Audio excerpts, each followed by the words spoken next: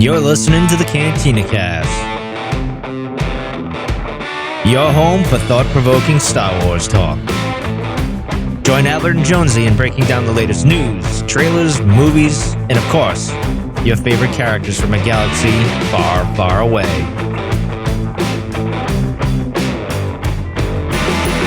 Hello, everyone. Welcome to the Cantina Cast. My name is Albert Padilla, and this is episode 460, our breakdown of episode 11 of the Andor series, Daughter of Ferrix, as the title would be. And, man, the penultimate episode that we were anticipating, we've talked a lot about it. And we'll get into our thoughts here in just a little bit, but out of the gate, I would say pretty good episode. I enjoyed it. Still not, maybe not in the top 5 episodes of the series so far, but I think it did what it had to do, which is kind of set the stage for what we all knew was coming. And certainly we've talked about quite a bit here with this series, especially in this last episode, that all roads lead to Ferrix. And all roads lead to the man that's with us here tonight, sporting your episode 9 hat. Very, very cool. I am. Yeah. In my Galaxy's Edge shirt. It's not, I couldn't tell what that. Oh, yeah. You've had that on before. I've worn it before. Lighting's a little bit different. Yeah. Here, but yeah, and you can't see it because the green screen keeps getting screwed up. But anyway, yeah. Jonesy's with us. I am with you. How are you tonight? I'm good, Jonesy. How are you doing? Shocked to be here, I guess, as usual. Wow. I don't know I want to get into the episode here. Before we do, let's get some news out of the way because there's quite a bit to talk about here. And we're gonna table some of the more Star Wars related news here for our Patreon show that we've got coming up this weekend. But the Jeditorials. Oh, Cantina Cast news. Oh, okay. Yeah. Oh, that's right. Yeah, first main show since we've done it. So yeah, we launched Jeditorials on the website, cantinacast.com/Jeditorials, and it's really cool. It's actually Albert's idea of inviting others as well as Albert and myself and posting articles on the Cantina Cast website that are more editorial and more opinion type based, and then things that matter to us, a little more personal, I guess. You get to know all of the folks around us, and way back in the day, the Cantina Cast website had a lot of this activity on there. So we're kind of bringing back the past a little bit. And we've had a really cool set of alumni come through Cantina Cast. So it's really cool to kind of renew that tradition and bring that back. And it's pretty exciting. And one of our very own is the first one to launch that. And that's Lauren Stringer. Of course, she's a Patreon member as well. And she wrote a nice article about in support of Jar Jar Binks. So it's a really good article, and invite everyone to go check it out over at cantinacast.com/Jeditorials. Or just go to cantinacast.com, and everybody spells Jeditorials apparently. That's not a knock, but it's a hard word, and I say it really fast. It's like editorials, but it's right. Jeditorials. Jeditorials. That's right, yeah. See what I did there? Pretty clever. It's really cool. I mean, it's fun to bring that back and do a little bit more on the website. We're hopefully trying to do this about every week. So I've got another article from another well-established member that's in the works right now, and putting the final touches on that one. So hopefully going to release that this weekend. So you'll have a couple out there, and it's a really good article as well. And so we're really excited about this. And like I said, it's Albert's got something in the works. I've got something in the works. We've got others with other ideas that we've asked to kind of come forward as well. So it's pretty neat. Yeah, hopefully you guys enjoy these. It's always it's really just an extension of from a certain point of view, if you think about it in a lot of ways. But like Jonesy said, kind of going back to her roots, almost like Lita, right? She went back to the old ways, their traditions of the Chandrillans. The same thing is happening here with the Cantina. Wait, does this mean I have to braid my hair? Yes. I expect to see 2 braids, at least 2, one on each side of your head here soon. Okay. You should do that. That's actually a good idea. I like that. And Lauren can do it. Lauren's going to braid my hair? No. I mean, okay. Lauren's going to braid her. Confused, man. I'm going to have to go on a road trip just to get my hair braided. Yeah, but no. Check it out. Cantinacast.com/Jeditorials. Please like and comment on those articles, and expect more of those to come. Lots of fun. Excited about it. Show your support. Yeah, show your support. Hit the like and all that good stuff. One thing that we're going to do, or that I have kind of simmering, I got an email today actually from, I think it was from Acme Art. And those that have been with us for a while know that I really enjoy the artwork. And one of my favorite Star Wars artists actually has new artwork. And so when we do the Patreon show, I haven't bought any, but when we do the Patreon show, we'll kind of slip that into the news area of what's out there and just how amazing some of this artwork is.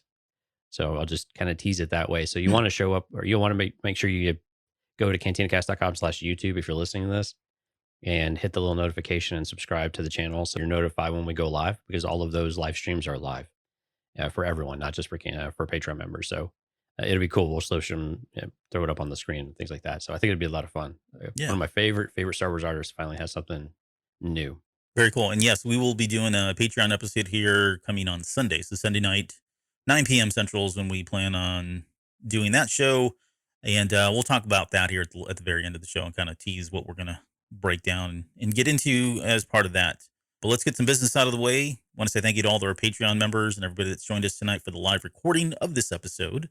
But specifically, I know, Jonesy, you got a whole list of people here. We do, man. The list keeps getting bigger too. So it's awesome. Now part of the tribe members: Mike, Rob, Lauren, Dante, Risk, Justin, Jackson, Sharkman, Dan, Danny, and Daz. Newcomers or new upgrades as well to that. And our Delusions of Grandeur. This is our top tier. Rod, Eugene, Kathy. Thank everyone so much for all of your support. Once again, by subscribing to these top tiers, not only do you get your name called out every week and a sincerest of thank yous, but we try to work, we try to invite people and have a guaranteed for the top tier of opportunities to come onto the show and participate in from a certain point of view. It's been a lot of fun. We usually have a panel. We do some top threes of what are our favorite moments in. And so it's a lot of fun. So it's something, if you've ever been interested in getting your thoughts, opinions about Star Wars out there, we invite you to go out there and encourage you to go check those out at cantinacast.com/Patreon. And you'll be able to see the tiers and see if something interests you. We know every dollar is really precious right now, especially with the economy and stuff. So we do appreciate everyone even just taking a look at that and contributing your funds to us. To everything you send to us goes right back into the show in one way or another.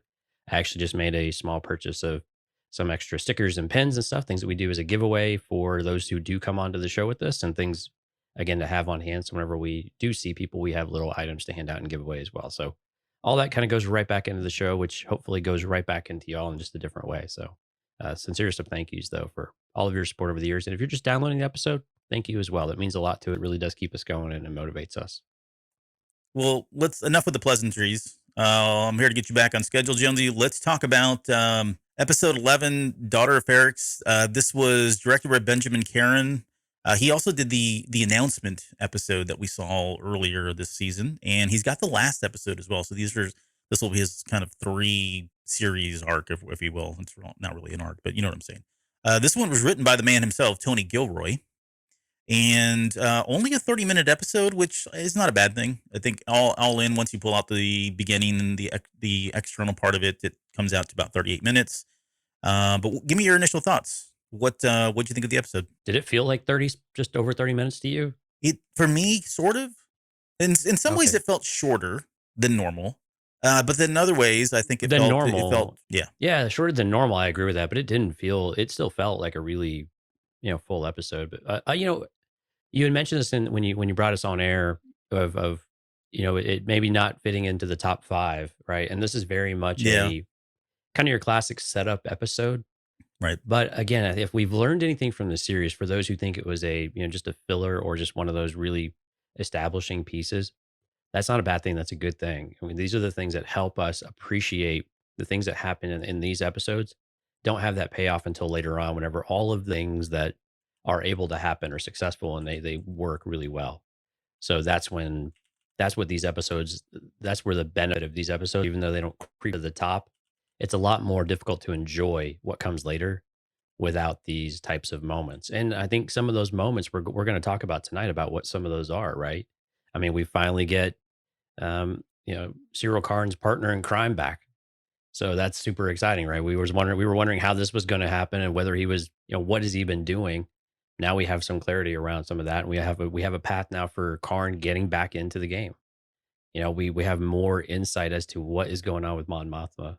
And I think especially with her daughter and where she's really at with things, and man, what path she may actually have to take. So, we'll just have to see. I mean, there's a lot of good moments in this episode. It's just it's a little bit slower, but then we get to see the Fondor in action, right? And Yeah.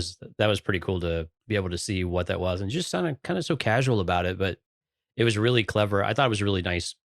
I don't know if I call it clever, but the way that they got out of the tractor beam was really good. Now I'm really curious whatever he actually did for countermeasures because it seems like he just released the junk, but we'll talk about some of that here pretty soon. But overall, solid episode though. I mean, really solid, good writing again. You know, the stuff with Melshi and then with the Narcanians, I think was kind of funny at the same time, but also another establishing thing about where the empire is at, how the natives, how the locals feel about the empire's influence and what we experienced or what Andor experienced on his own homeworld. And the name of the was I'm drawing a blank. Do you remember what the name of the homeworld was for him? If you not said anything, I would have probably Start with pulled a it out. K. Does it start with a K? Anyway, so but you start to see the same trends though, right? It's the Mhm. mining of it, the killing of the local fish, the local, how how do you support yourself and your family and how do you feed yourself? All of those things are drying up because of the way that the empire's resourcing and the way that they go and strip the land and they don't take care of things and just destroy everything around them, even if it's not their immediate concern. They've contaminated the water. It kills the squigglies. Long live the squigglies. Save the squigglies, Albert. Save. We've already started the campaign, by the way. Oh, have we? Where are the Yeah. t-shirts? It's just a hashtag right now, but it's starting to pick up. Yeah. Dale coming in strong. Kanari. Thank you very much, Dale. I Kanari think is the Lauren beat him to it, but Oh, did she? Oh, well, yeah, not to she give had the wrong any. spelling. To be fair, so tag team effort. Oh. Good job, guys. Thank you. Yeah. Well done, y'all. But yeah, so good episode, solid episode. A lot of things we need to see. More. I think the other thing about Clea is a character that just keeps getting a little more interesting all the time. Mm-hmm. And it was really interesting coming off the heels of Luthen's really, gosh, I mean, epic speech, right? About sacrifice. Clea's got her own story in there too. And I really, really want her to unload and just open the floodgates and to tell us what it is. Because what she is contributing and what her part is in this, very much more of this silent partner, almost silent killer at times. But man, you know that she's probably sacrificed at least as much as Luthen has, maybe in a different way. But there's a lot there too that we're just is not overt, but it's just simmering under the surface, and you can see what this means to her, but we just don't quite know why. I really do hope that that really does come out, and we finally get to understand what this effort means to her and what her contributions really have been rather than just this kind of silent partner who's really doing a lot in the background that just doesn't necessarily get the credit that that the face of, well, I guess the secret face of Axis, does in Luthen. Yeah. So let's be honest. To top the last episode, One Way Out. I mean, that's a tall order, right? I mean, the finale will probably get there, but I mean, we've talked about how that's arguably one of the best things that's been on television in quite some time. Star Wars notwithstanding. So I wasn't expecting it to come out guns blazing, but I felt the episode was pretty solid. Like I said, Yeah. it does one thing. It does set up a lot of different things. Although there are some things in here that I think we're going to be able to kind of pick at and pull at in kind of a dissective kind of way, which is kind of cool. But yeah, it's really setting the stage and setting that tension. The only thing I would question, because it's come up before, this is not the first time we've talked about these two things. Number one, the cutting back and forth in this one, it was. Yeah. Hate to use the word excessive, but there were some moments that were just very quick, like very short. I think the casting Andor scenes earlier on, right? You're talking like 60 seconds. The other part of it is I just wonder, this feels a lot like the first episode, right? Remember when we watched that first episode, we thought it kind of ends in a weird way. And I don't think this one necessarily ends at a weird spot, right? But I just wonder, and this will probably be determined, will be determined after we've seen the last episode. Would it have made sense to kind of just throw these together as a single episode, an hour and 30 minutes long, or whatever it is? There's something about the cut that was kind of odd for me that felt a little off. Now it ends on a very emotional level, right? I mean, you can't Right. help but think of the images are conjured up of, Cassian there on the beach of Scarif right before he dies in the sunset. We had the Luthen scene, which was pretty exciting, seeing the Fondor in action, which I'm starting to wonder if this guy's like related to Jedi or has Jedi type connections of some sort, but more on that later. But the other one that was kind of, that was, I wouldn't say bothered me, but was surprising was Marva's death. Now it doesn't, I think it still has the same impact, right? We said she had to die, right? There had to be something personal for Cassian Andor inside of this story beyond just what happened to him. And Marva was the likely candidate for something like that. So does it take anything away from her story? No, not necessarily. And I think there's still things that can happen that are really going to dig the knife or the dagger deeper into Cassian's heart. That's going to really, harden his, absolve to go against the Empire in a lot of different ways. Oh gosh, when he sees Bix, ooh, Yeah, oh, exactly. it's There's oh plenty of god. things here. There's plenty of ammunition for Cassian and fuel for the fire as well. But the thought about Marva living, though, I hadn't considered that. I wonder what the motive would be there, or like what would be the purpose of her surviving. This would, I Right. guess, I would assume then that she's going to live on to. That would be for like setting something up for season two, where she still is still working and operating. But I think she is dead. I like the I think idea so though. as well. I think so. Well, I think the way that they shot it in the intro was I think what maybe gave it a little bit of uncertainty because it looked like it was almost under the sheet, Hmm. even though it was through the glass on top of B's, tabletop head that someone had used him for. Yeah, and I mean, I don't want to say it was like a somehow Marva has passed away, right? It's not like Palpatine has returned, or and I have a feeling the only thing that really the other part that bothered me is like when they showed her leaving, right, and they had kind of that mini funeral procession. They talked about how they're going to make a big deal about this, like she's they've got like 2 days, but then when we get to was it Brasso, he says that she's now a brick, and we'll get into that because the name of the episode is ashes to ashes, dust to brick. Well, I don't think that part's happened yet. I think he was just saying what the plan was for her. Yeah, I don't think he was confirming that it's already done.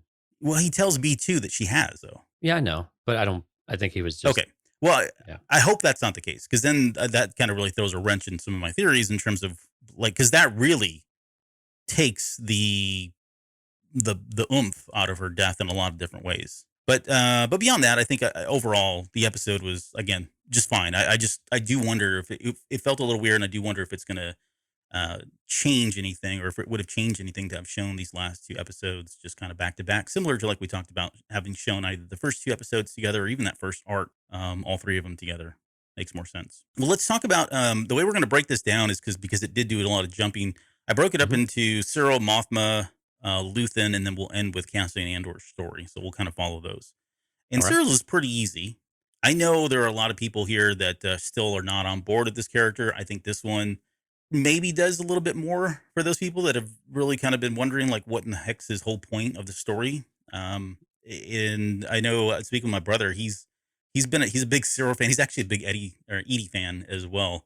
So I think there is an audience for this. I know it's not everybody's taste, and certainly not the characters that we probably rally around or think about when Star Wars comes to mind. But there's just something oddly creative and entertaining about these characters in a weird way. But Right. but yeah. Anyway, so we get this call from Mosk, right? Um, and I got a question for you too, and I want to just get. I'm not trying to stir anything up, but when I think of Star Wars, I always think holograms, right? That's how we Mhm. communicate in Star Wars. And I was trying to think, like, how many times have we seen video conferencing in Star Wars? It's not something we see very often. With I thought of like even more recently with Luke's appearance in Mando season two, right? We got to see the cameras and we saw that through a video rather than a hologram, which makes sense. But by and large, there's something Star Warsy about the holograms versus people talking on like video chat. And I honestly had not put a lot of thought into this. And maybe in Rebels there might have been a couple episodes, or maybe in Clone Wars there was something. But by and large, I think that's how they communicate. But we had not only just one, but we had two instances of this, right? We had the Mosk and Cyril conversation, and later on we had the Dedra and what was it Corv? I guess who she was talking to, or somebody. I forget now who it was as well. But what do you think about that? Does that bother you in any way, or do you think that's just Well, and then we basically had a phone booth with Andor calling back to Ferrix, right? yeah, yeah? It I mean, literally looked like an old it looked like a Star Wars phone booth, and we got yeah, what that meant, I guess. yeah. I mean, to me, it makes sense, right? Not everybody can afford a hologram projector, and to have all of the things that require to beam it to somewhere else. So it makes sense that they would still be doing things via a screen and a video feed, if you will. And so I didn't think twice about it. For the most part, I thought more about the phone booth than anything else. I was like, oh wow, that's a phone booth. That makes sense. But Yeah, again, there's a lot of audio communication between characters all the time. So comms are in audio in general. So why wouldn't there be kind of more basic, not as fancy. And so I started going back and thinking about, okay, well, where have we seen all the holograms? And it does seem to be everywhere, but it's always organizations with that tend to have a lot of money too, right? We saw when Revenge of the Sith when they're showing the Death Star plans, the Geonosians. We see it throughout the Empire, and we know they've got funds and cash to be able to do it. We've seen it on a droid, an R2 unit, which was part of the royal fleet of droids with Mm-hmm. R2D2. Mm-hmm. So I mean, it makes sense that there's a certain class that goes with those types of features and that technology. So I really didn't think twice about it, and if anything, I kind of liked it, especially being able to see the background. And I think this is why it worked so well is that you could see what Mosk was doing, not only hear the words he was saying, but to see the stuff around him, which made it kind of feel, it felt more like what was going on in Mandalorian season 3, but also when they're aboard the prisoner ship on the Mandalorian episode. Oh yeah, right, right. Yeah, so it very much felt kind of like that too, right? Of just being able to see everything that's going on in the background and the sparks and the interference and the just whatever's going on, the interruptions. And so I liked it, and it was cool being able to see Moss that he actually found Cyril Karn and somehow has connections back to Primor. Some of the basically the good there's a few good ones left, right, kind of thing. Yeah, And right. and so that was kind of cool that he was still looking out for this and that Andor is still at the top of his mind as well. But then you finally saw life in Cyril Karn. We saw it when he was with Dedra, but now we just see this energy just come out of nowhere. Mm-hmm. But of course, Edie's right there to make sure that she's ready to take the pot shot as soon as the opportunity arises. But so, what did you think about all that then? Well, I mean, I felt like Mosk was true to his character. Like as much as we've talked about Cyril not being able to let this go, and it's consumed his life, and he wants to have justice. Almost, it's probably revenge or vengeance at this point, right? After having brewed for so long, but it's good and reassuring that somebody like Mosk, who we said was just a carbon copy of this guy, right? They're cut from the same cloth. They're very much similar in terms of their approach to things. Good confirmation that Mosk has not let this go either, right? I mean, Right. he could have easily just not called him, but in his mind, he's still the sergeant and he still reports up to him, and they still have justice to do or have a mission to accomplish. And so that was good to hear that. I think it bodes well too for having Mosk as a character that I think is going to stick around into season two. I would love to see him and Cyril both stick around into season two and see them come to do whatever. We're gonna, and I just want to be clear about something. So on the episode that we've got coming Sunday night, the Patreon episode, we're gonna get into more speculation about where we think the finale is gonna go. So I don't want to spoil too much about my thoughts in terms of where I think those two characters are gonna go. But yeah, good to see that he was still taking orders or still following orders from Cyril. Right, that means something to him, and it means something to Cyril too. I like what you said about the life being in him because we've just seen him so void of that, Right. and suddenly that it was a whole different character all over again. It was the character that we'd seen in the first two episodes of the series, which was great. But then the other quick scene that we've got that came in here was Cyril sneaking into mom. At first, I thought it was his box, right? His lockbox that he had talked about, his drawer, or whatever it was. But then the more when I started looking, I'm like, well, either he's into a lot of costume jewelry or this is his mom's, which I think is the case. Was he stealing money? Yeah, he was stealing credits out of like a Okay, looked like like a wallet with credit cards in it, but it was credits. But man, yeah, stealing from mom's stuff when she's not there, and then he's reaffirming everything that she thinks about him. Nice stuff. well, yeah. I mean, she probably isn't wrong. So the way she goes about it, it's kind of she's a jerkhead. But yeah, I mean, he's headed to Andor, so this is going to bring him into it, and I still like. Again, we'll talk about it more on Sunday night, but I have a feeling this is not going to go well for anybody because he is the X factor in all this. He's going to throw a wrench in this thing for all the right reasons, but no one is expecting this dude to show up, and God knows what he's going to do at that point. But what do you think? No, I mean, agreed. I think this is going to be a. We know that the spark is about to be lit. This firecracker that's Ferrix, and we've seen it in the trailers. We know it's coming. We know there's a lot of scenes we haven't seen. Hmm. And his involvement, yeah, it's just another wild card about what to expect. And who does that help? Who does that harm?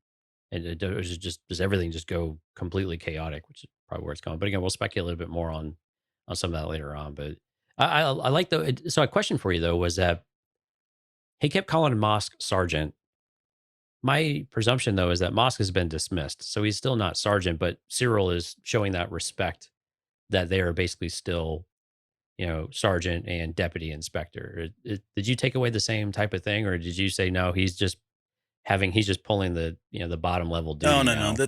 That's a.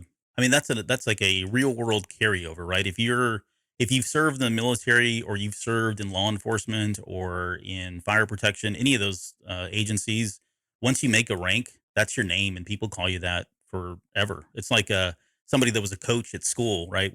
They retire, we call them coach for years and years on end. Sure, but I just meant, I mean, it seemed like they would have been probably dishonorably charged, I guess. Well, maybe it may not have been that specific. I'm trying to think back to some of the other episodes. They were probably just kind of let go and given the opportunity to leave. Yeah, I mean they were security, right? So they were probably just fired. But he's not still employed, I guess. He's been relocated to doing, grunt work Yeah. down the lower levels or something like that, right? Right, right. No, exactly. He's Okay. working, on an oil rig of sorts. Just the noise is going on in the background. He's talking about drilling, or they were what was it? I can't remember what the word or what he was using. But yeah, he's doing manual labor of some sort because it's probably all the work that he's going to be able to get. He's not like Ciro, who's got Uncle Harlow or connections to work Oh somewhere man, else. I thought we were gonna get Uncle Harlow when she was leaving the house. I was like, oh my gosh, yes, we're Here finally gonna it get Uncle comes, Harlow. the Here it big comes. And it was reveal. like, nope. No, Made me suffer through. Oh gosh, Mama Edie there looking kind yeah, of rough. Getting woke up middle of the night. I was like, man, at least we're gonna get this Uncle Harlow thing put to rest. But no, yeah, she was looking a little disappointment. rough there in the middle of the night, Yeah, but C plus episode. So, all right. So that's one person now heading to Andor, and that's really all we got with Cyril. Now, Mon Mothma scenes are probably even maybe a little bit longer, but in terms of what happened, I felt like this one there was a lot more here that goes unsaid, even though the Yeah, scenes weren't very long. But what did you think? I mean, this starts off with this practicing the chant, right? The chant is the word that Vel uses a little bit later, I think, or maybe it was Mothma.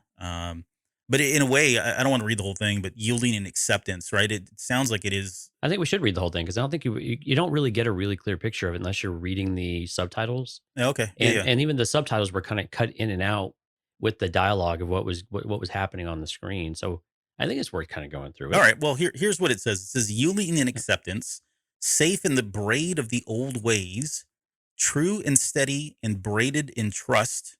The old ways hold us, safe in the knot, in the binding. The old ways teach us, bound against the wind, tied to shore, tethered in permanence, and then it cuts off. And Right. so, I mean, what you would deduct from that is that these braids symbolize, the old ways and specifically this Chandrilan marriage arrangement Betrothal. custom that Yeah. they've got, right? And that was again, I love when they subvert expectations because I was not expecting this, and even further than that, knowing that Peril is open on this subject because I believe Mothra when she says that, like Peril doesn't really have a you know strong bone in his body one way or the other about whether this is a good thing or a bad thing, but for her grasping onto something like this, I think it makes sense because they're far away from their home planet, right? They're who knows? She says it's the latest trend, and so maybe it is literally a trend that comes and goes over time with especially with the younger kids and that sort of thing. But it is a little disturbing to think that she is, uh, you know, accepting of something that Mothma knows probably isn't successful, and Vel has completely turned away from. Like she had wants nothing to do with this custom in this particular way. It was interesting because usually with the amount of defiance that we've seen from and between with Lita's defiance to Mon Mothma specifically, but also kind of taking Perrin's side, against Mon Mothma in some cases, and we still see the really sharp glances that Lita gives Mon Mothma. Is that usually we would see that as some sort of indication of like I would not want that because that's how my poor dad is reigned into this thing, and this is what it's done to our family. Hmm. Whereas if we didn't have this tradition, maybe things would be better or different, right?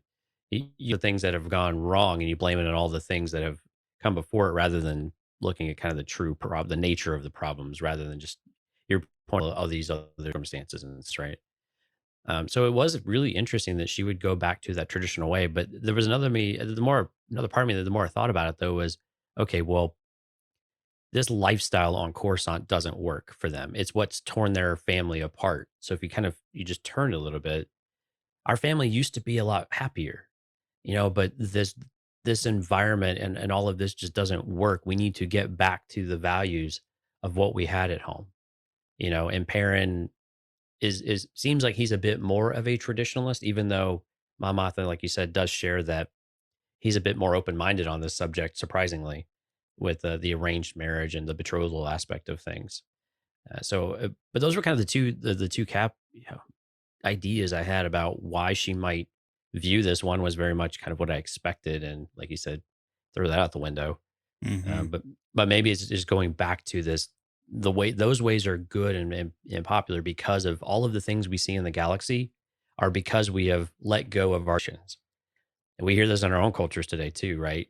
We need to get back to who we are as people, get back to who we are as a culture, what matters most to us, get back to family values, all these types of things, right? We hear all the time and we've Yeah. heard them all the time, but you hear them in very different instances. And you tend to hear them in times of peril and struggle in particular, right?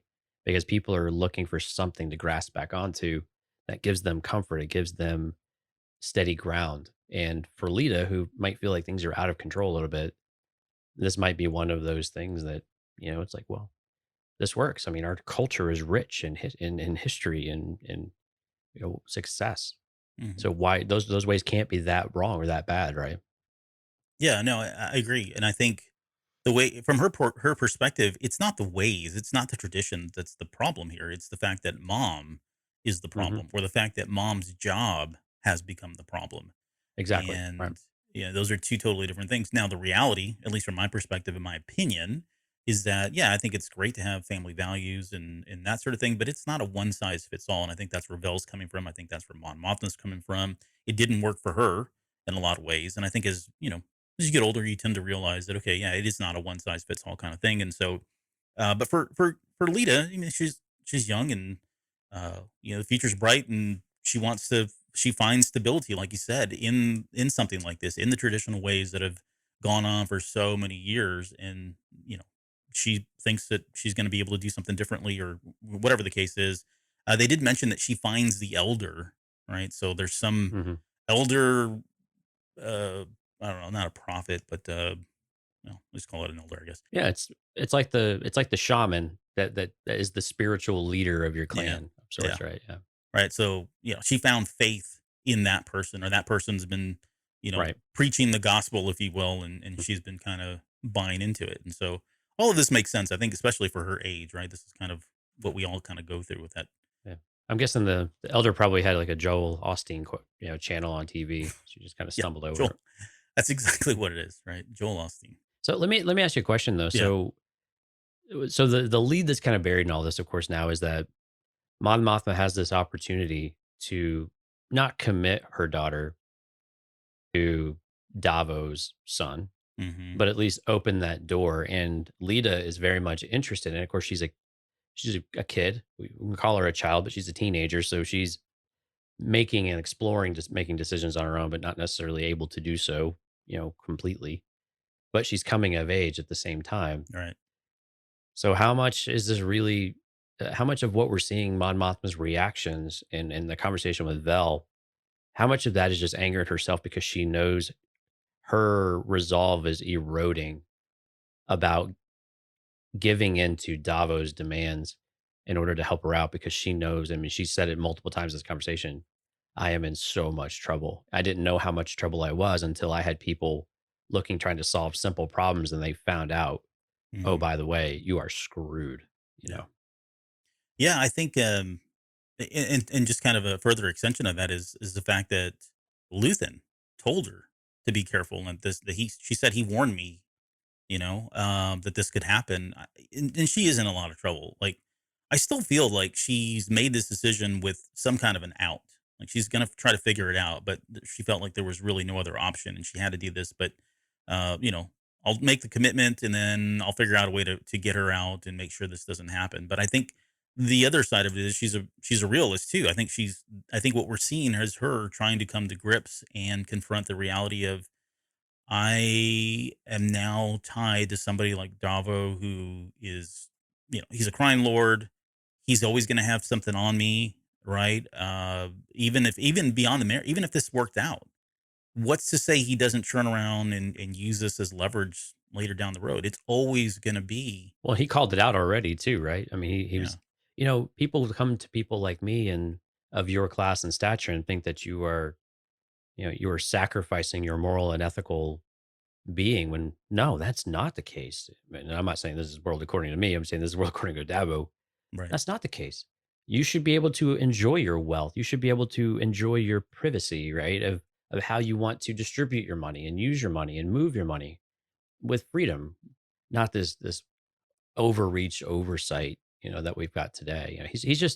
He's freeing you from the chains of the empire, basically. But you're right, there it's a slippery slope of one favor does it lead to another, and now he's got dirt, and he knows that it's that out there because he knows. I mean, these people know this, right? They don't want to owe right. favors, and Mon Mothma is one clearly doesn't want to owe anybody a favor, especially someone like that, because she knows that she's in a precarious position to where any kind of intervention into what she's doing, the spool comes unraveled really, really quick. Yeah, he's the devil. I mean, he'll say what he needs to say, do what he needs to do to get somebody to He looks succumb like the to. devil, doesn't he?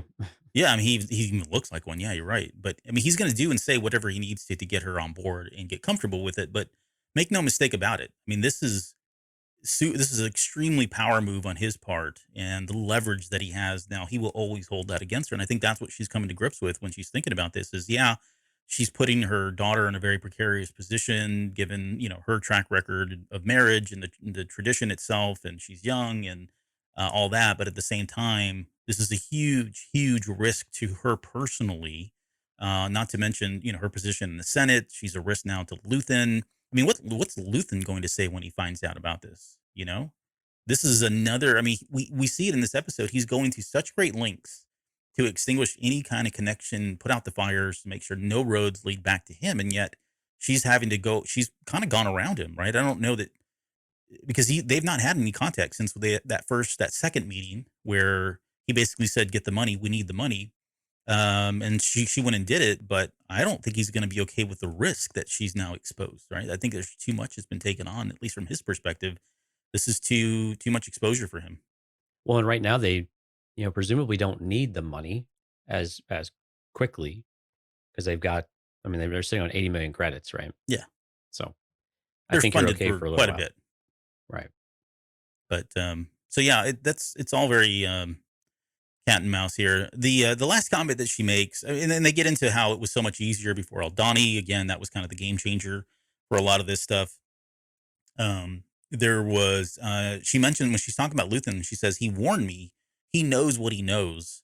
And this is not the only instance. If you think back a couple episodes, or in many of the episodes already, including this one, there's another instance where we get there's such a mystery, such a veil that exists with Luthen and Clay as well. But those two characters in particular, about where do they get their knowledge? What do they know? How do they know what they know? How many connections do they really have? I mean, it's like Saul was saying, he's got people everywhere, and just Right. the amount of pressure that exists and staying in contact with all these people, keeping it a secrecy, all the lies that he's probably told, and trying to keep all those lies straight so that there's a very continuous and you know uh, a continuous story.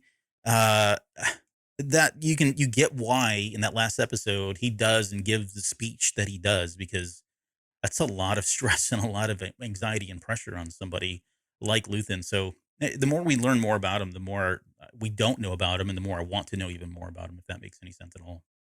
Yep, exactly. Like he said to my Mothma, I've got a lot of mouths to feed. Yeah, he sure does. And he's not talking about his kids. Hmm. Okay, well, let's talk about Luthen, because this was I thought he had the big scene in this episode at the very end here. But we start with on Coruscant, and I've kind of thrown Vel's and Clea's conversation and scene in this particular lot of scenes. But we open there where she's restoring a coin. Now, I don't want to. Shouldn't be the coin dissection, but I didn't get a chance to look at the symbol very much. But they did spend some time on it, and I'm wondering if there is any significance to that symbol. I have not had a chance to go look. I don't know if anybody else is in the chat has done the research, or if you've had a chance. It could be nothing. I have not. Yeah, Okay. I have not. But I do like that they actually are a legit coin shop. I mean, they're legit antiquities. They actually yeah. I know mean, this stuff and actually work.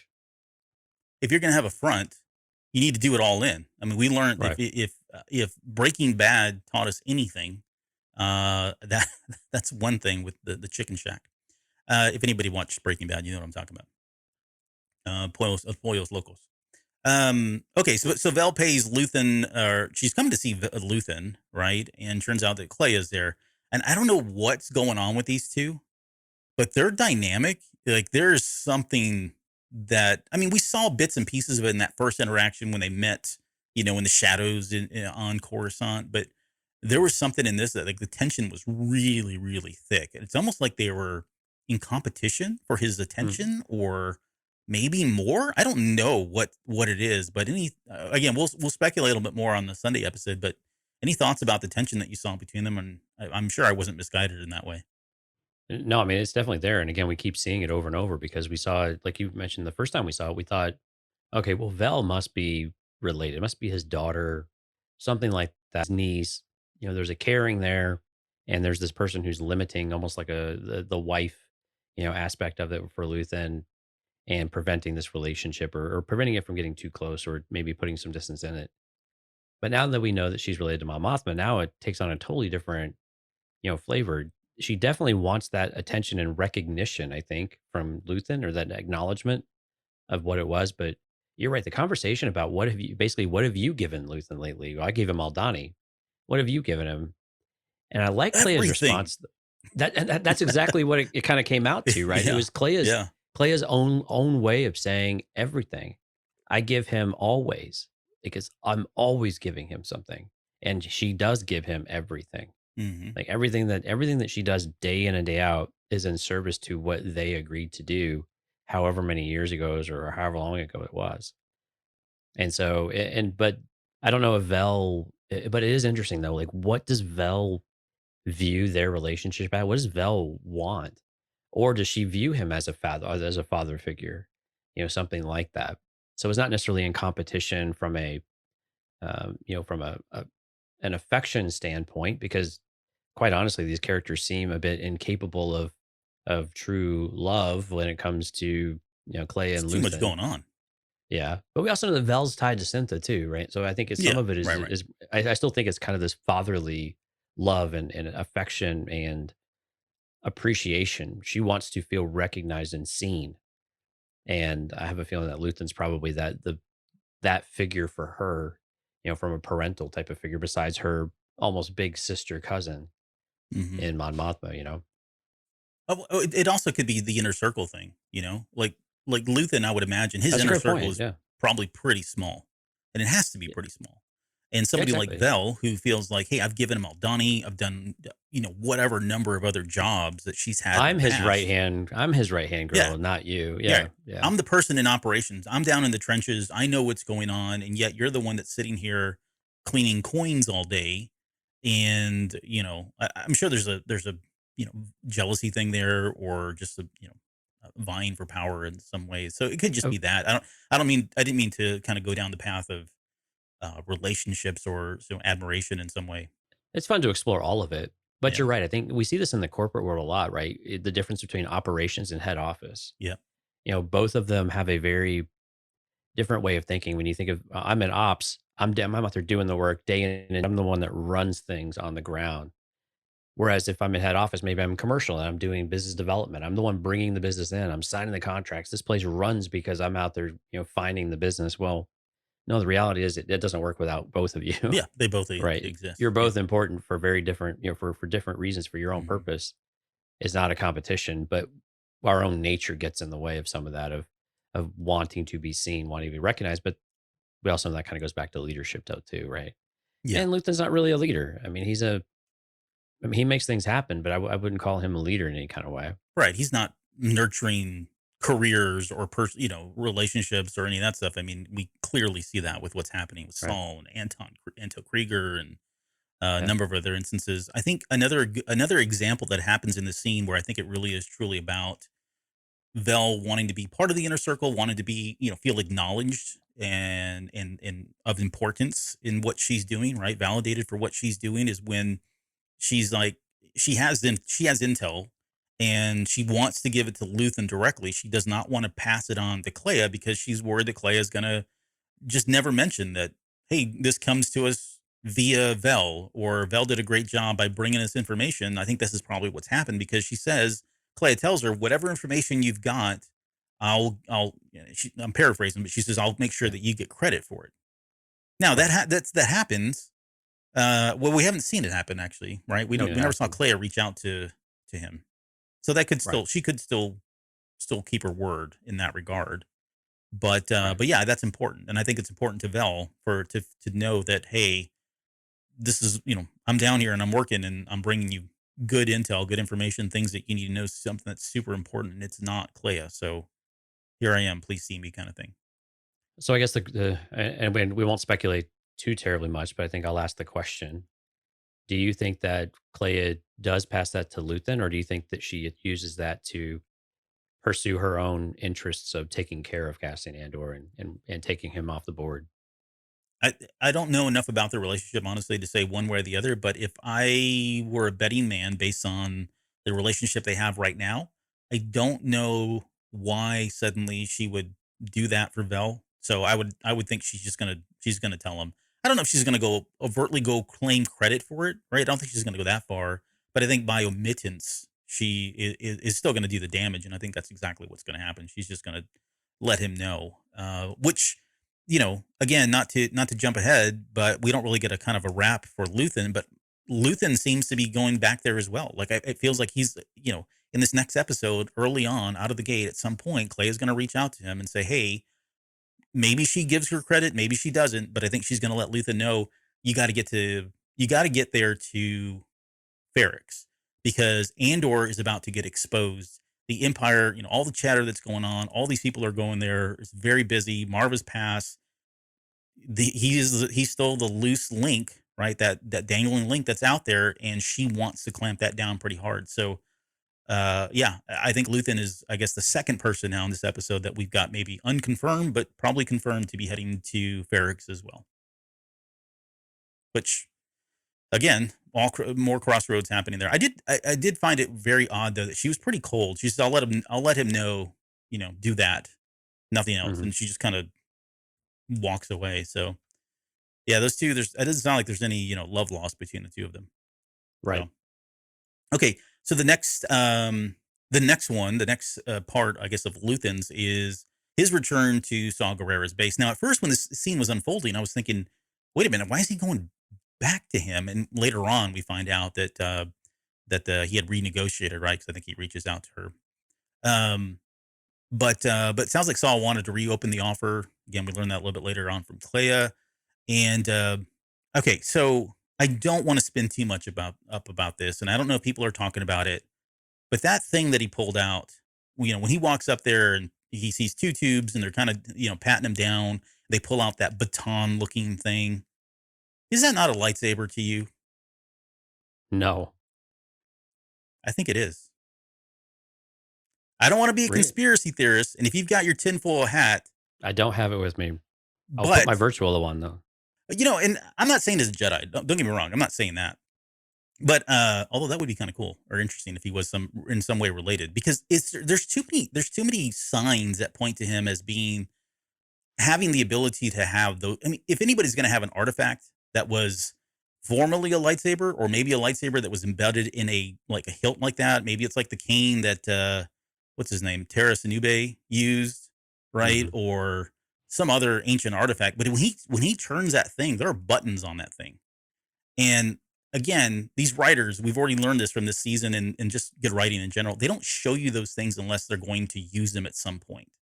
So I could be spitting a lot of conspiracy theories here, but I just wonder if that thing is a weapon of some sort that's got some kind of, Jedi ties, or kyber crystal of some sort. Maybe that blue kyber crystal that he has is the one that powers that particular item, and your mind can go a lot of different ways. But if it wasn't for the dang Fondor spitting out the Darth Maul lightsaber blades, I wouldn't really be going down this path of the theory. But anyways, you can tell me I'm crazy. What do you think? Well, I just don't want it, I guess, is the I I don't want Jedi or lightsabers to creep into this any more than, maybe a passing comment, because I think it would just do a disservice to the show. I mean, I understand it's all part of the same universe. I understand there's a lot of ties to Jedi. I understand there's a lot of peripheral things that involve the Jedi in general, and but they're forgotten. They're a thing of the past at this point. There's no hope of rekindling that for someone to have that artifact and show it. I think it kind of goes against what we've seen in this show. The real grounded. I hate to use the word gritty because I think it's a bit overused at this point, but it's just a very grounded, realistic approach set within Star Wars.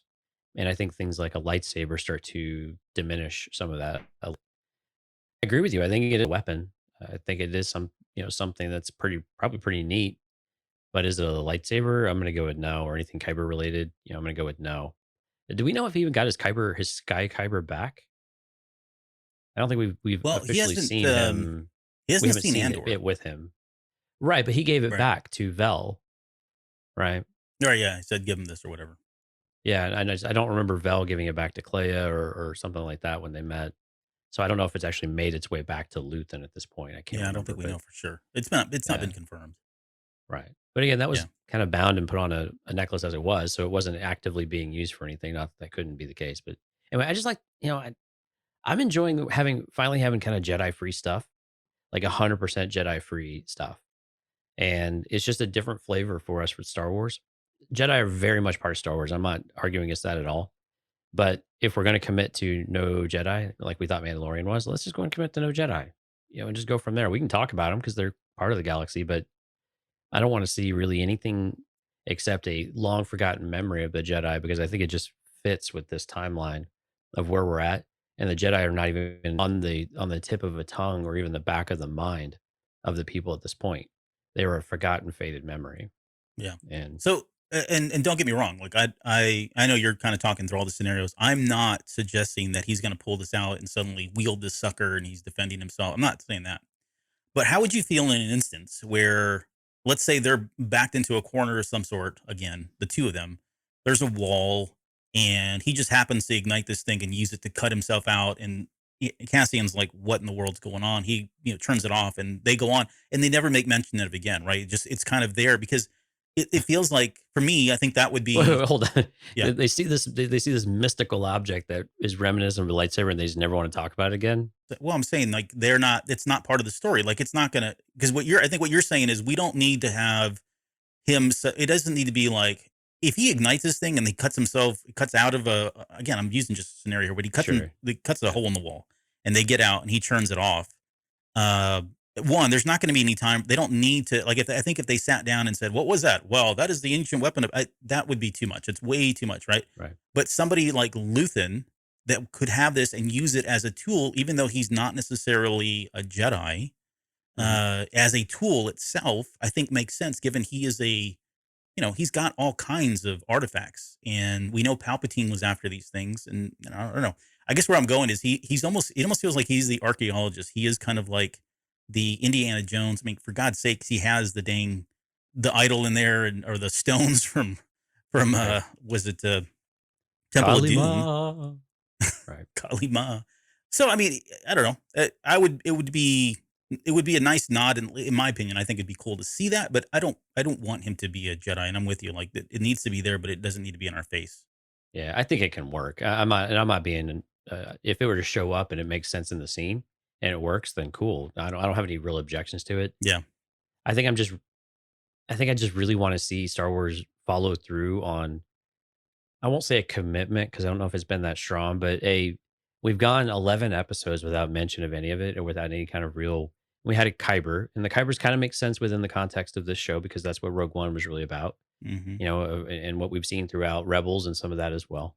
So there's definitely a lot of connective tissue there, and it makes sense. But to see something resembling a Jedi weapon in practice for whatever purpose that might be, even if it's just a tool or a cut. To me, I prefer not to, but in the right circumstances, I wouldn't necessarily object to it. I mean, because again, what we see on the Fondor is interesting enough. Of what the heck is that? Are those just lasers, or is that Kyber because it's a steady stream of almost infinite, plasma, if you will, with finger quotes. So, Hmm. but again, I think it just does it break. Lauren uses is saying it much better than me. Follow through on a tone promise, and I guess that's my pushback is does it break the tone? I think there's ways to not break the tone, but does it kind of do it by default? Because how can your characters not? What is that? Where'd you get that? Now, Luthen's gonna be like, that's none of your concern right now, and then focus on the task at hand. But then it's like, oh well, we just red herring this type of thing. And so, do we have to come back to it at that point, Yeah. or they just kill Luthen at that point? I mean, there's a lot of places you can go with that. But anyway, Yeah. not to belabor too much, but I'd like to see just let's just commit to not having that kind of stuff, and that's totally cool because we don't. I think the cool thing is we don't need it.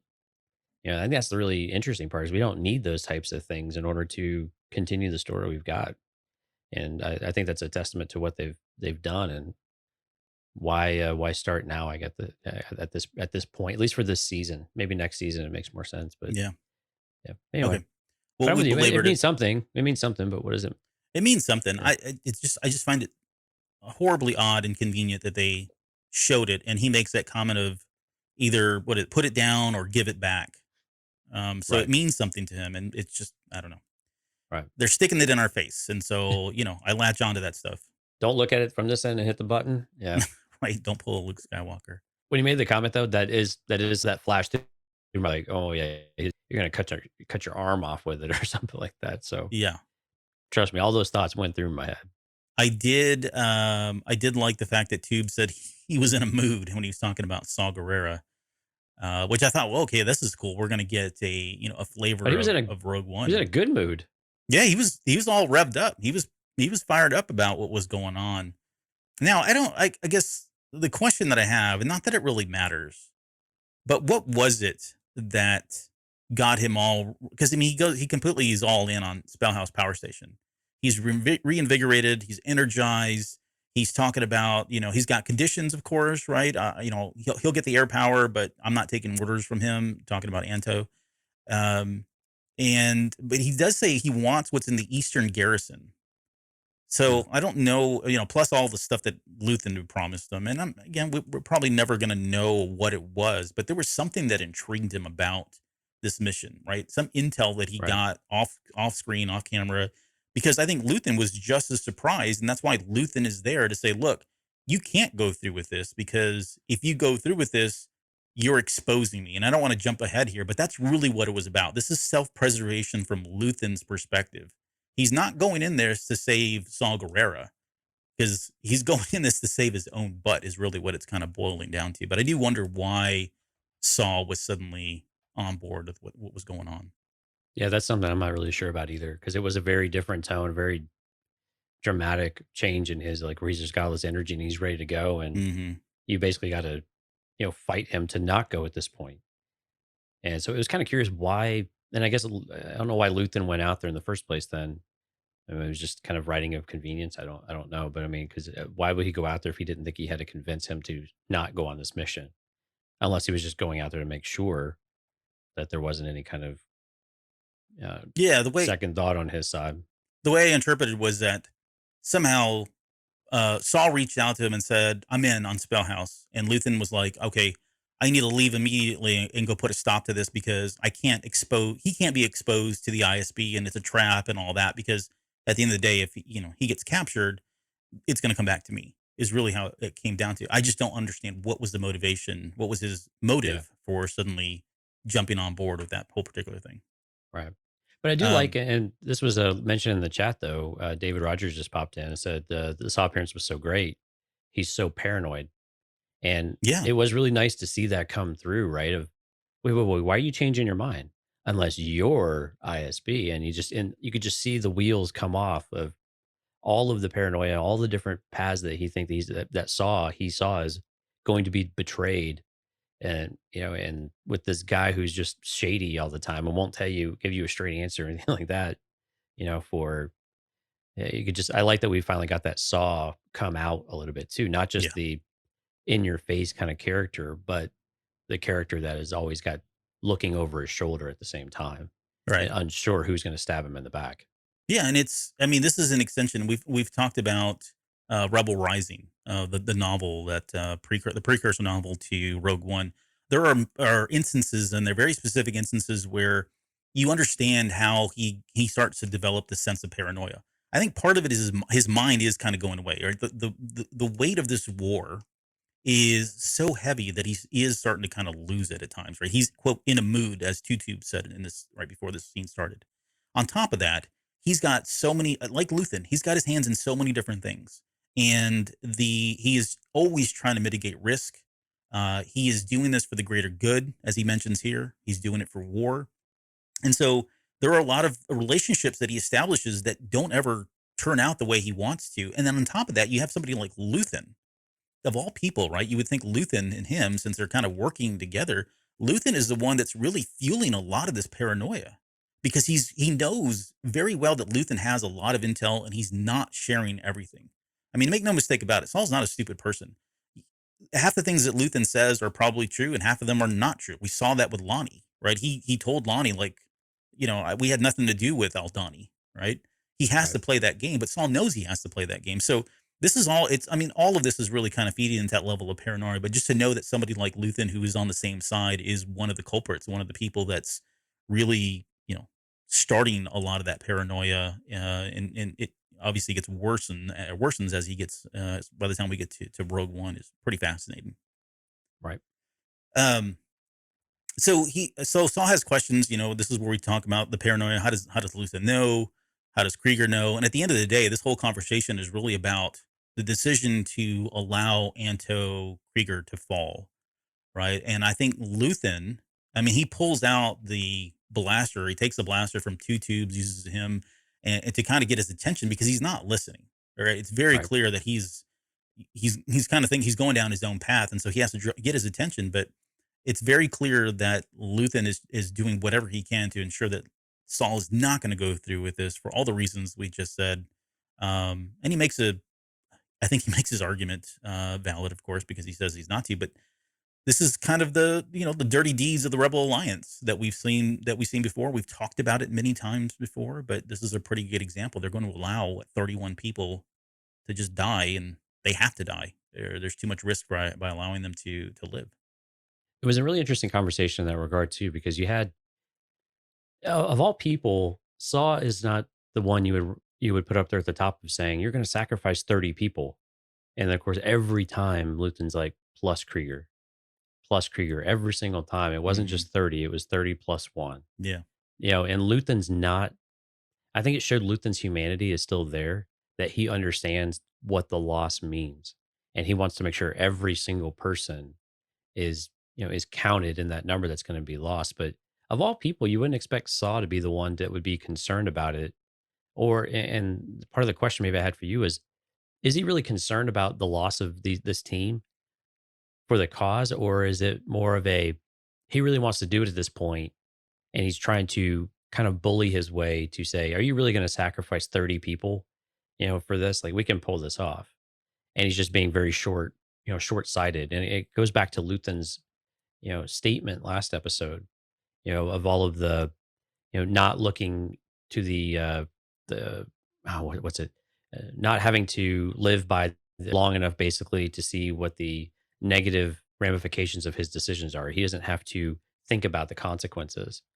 I think time and time again, exactly true. He is thinking of the consequences. Sometimes you just don't have a better way of doing it. So you just have to accept the consequences. And this is one of those times where he's kind of stuck.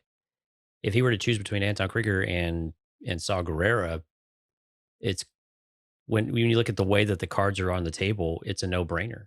And like you said, this is the only way he can get his attention is to say, look at this from a take a step back and look at the dealer's hand on the table and just see what it is. Like, there's no winning here. If we go forward with this, we lose one way or the other. And the only way that we can do this is to sacrifice them and not let them know. And I think that's the part that Saw might I think he may have had a moment of realization, or at least a moment of remembering that they're all expendable, and they're all expendable to Luthen, including him. And if he's not going to tell Krieger what he's doing here, at what point is Luthen, going to set Saw up in the same situation of saying, yeah, we should definitely do this. And then at some point you back out, but you don't tell anybody, and you're just sacrificed for the greater good. Hmm.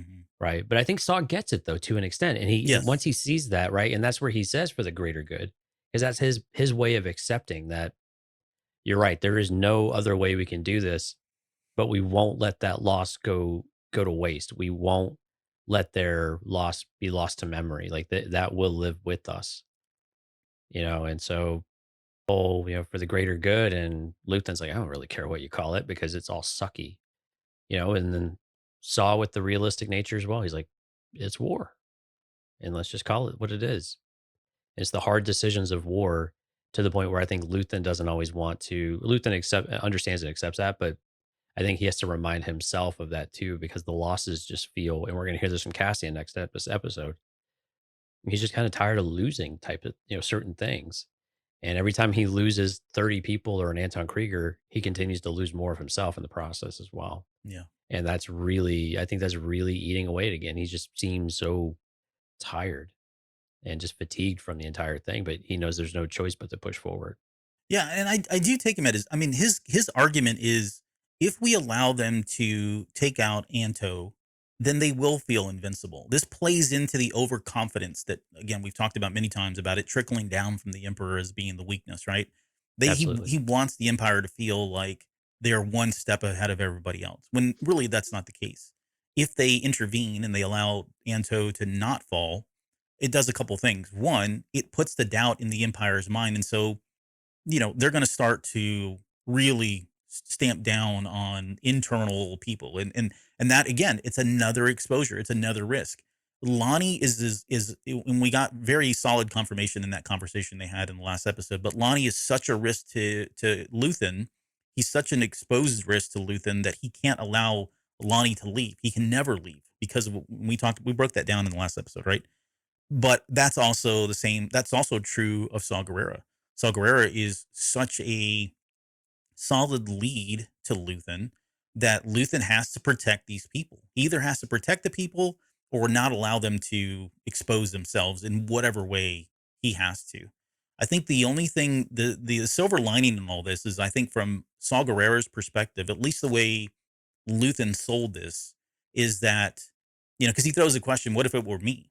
What would you do? Right. And I Right. think the Yeah. answer is, I don't know that he would ever allow that to happen to Saw Gerrera, because this is clearly what's happening right now, because he uses it almost as a counter to, like, I'm not ISB, otherwise I would have just let you fall.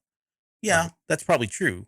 But really, it's more about that protection aspect, right? It's protecting his own investment here, in that risk that Saw Gerrera exposes. But Well, I think at some point, though, and this has been more speculative, but I think at some point Luthen's willing to sacrifice Saw because he knows that Saw's usefulness will expire at some point.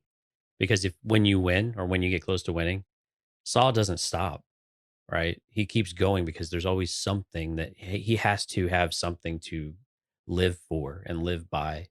And if he survives it all, so I think Saw gets that, though, that there's that aspect of it with Luthen, that at some point he will turn on me because he has to. yeah, right, for the greater good. And that's what I'm saying. Like, I think he Yeah. comes across as, okay, he gets it. He's adhering to the vow, right? He understands that this is for the mission, and all this plays into what we see in Rogue One. The uh, the only part of that that is probably not true is, I just can't see how Luthen would allow Saul to fall unless unless he had 100% positive, like, it had to be a very calculated loss for Luthen. You know what I'm saying? Like, it had to be like a no win situation. There's no way he was going to get out of this. There's no way he would have been captured. I think that and only then would he allow it to happen. I think otherwise he's going to intervene and try to stop it, much like he did right now. That could change, I mean, later down the road, but I think that's kind of where Luthen's head is, at least right now. But okay, so let's get to the Segra Milo space scene. He's closed the deal. Saul's not going to go through with it all. They're going to allow Anto to kind of fall. he has that conversation with Clea, and they're talking in these coy terms, like as though they're wheeling and dealing in artifacts and all that. It was kind of creative in terms of the way they did it. They mentioned that the other piece, we lose that and we'll have to close up shop. Meaning that other piece is Andor, right? If Andor falls, then this whole thing's over with because they suddenly know who Axis is, and it's all going to come back to me, right? He said it's a crowded market, too many people and interest there already. So, speaking to the number of people, the Empire's presence, as well as other presences that they may or may not be aware of, like Cinta or, Cyril, although he doesn't know what Cyril's going on there. But there's a lot of people that are Right. interested in Andor for one reason or another. And then he talks about the consequences of losing that piece to another buyer, meaning if the Empire gets them, again, there's the risk that comes with that. Um, so all that is interesting. Never once in there uh, did Clea actually mention or make say specifically that. And I don't know how she would have done this, given the terms that they were using, but she never relayed to him that Andor's mother had passed. But I think it was pretty clear from Luthen's perspective that he needed to get to Andor. He needed to kind of lock that up and secure him and get him back in some way. Yeah, but he doesn't know that he's not in prison, I guess, and doesn't Yeah. know where he is at this point. So I guess again, why would he go to Ferrix? I guess at this point, Luthen, unless it was just to go and check for himself. Yeah, I get that. And I'm with you too. Like I think they were trying to say. Well, here's the question: do you think Luthen is going to Ferrix?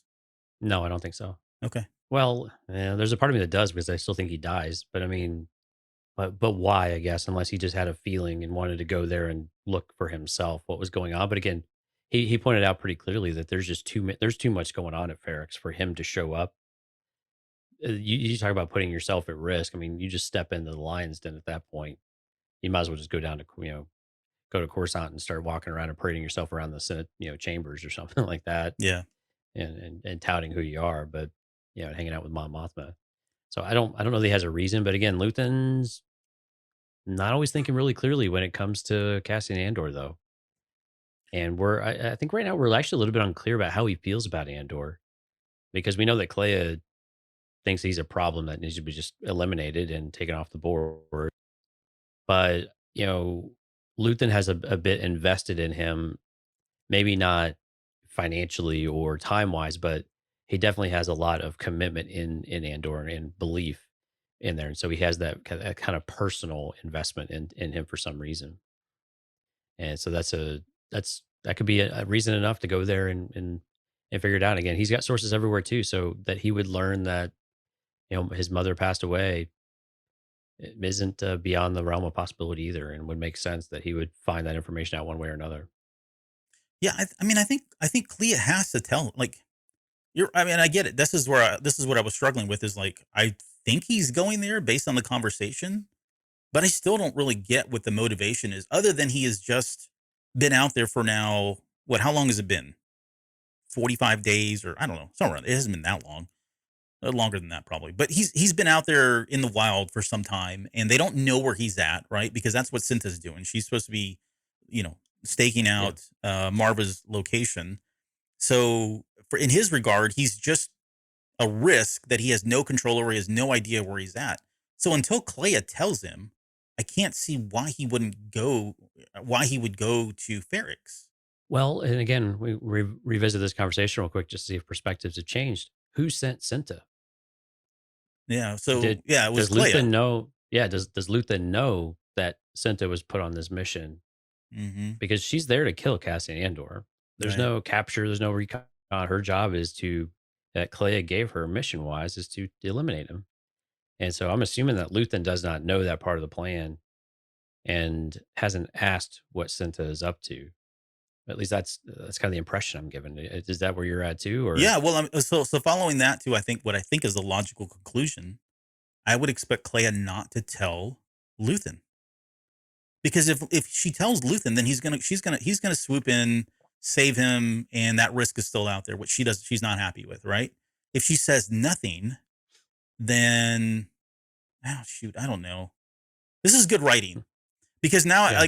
I'm sitting, I'm questioning like all the ins, the possibilities and what's right, what's wrong, and I'm starting to not really get a good sense of what I would do in this situation. It's a win. There's a no win. It's a no win situation.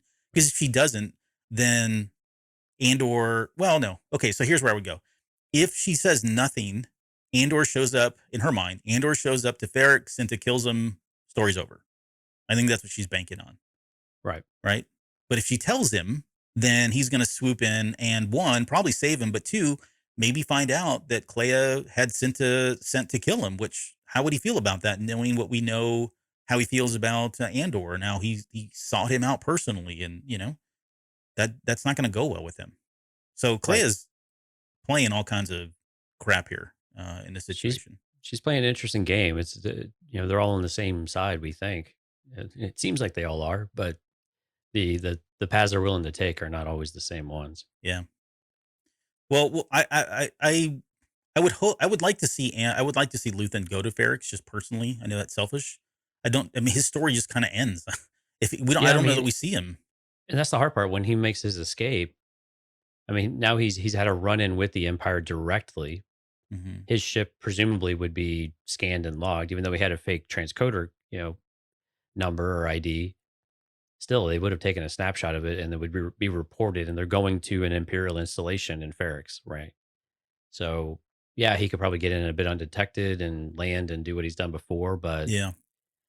I mean, at some point that breaks down, right? Yeah, and And it's super you're risky. taking, yeah, exactly. You're taking chances he's been averse to taking in the past, but now he's getting sloppy.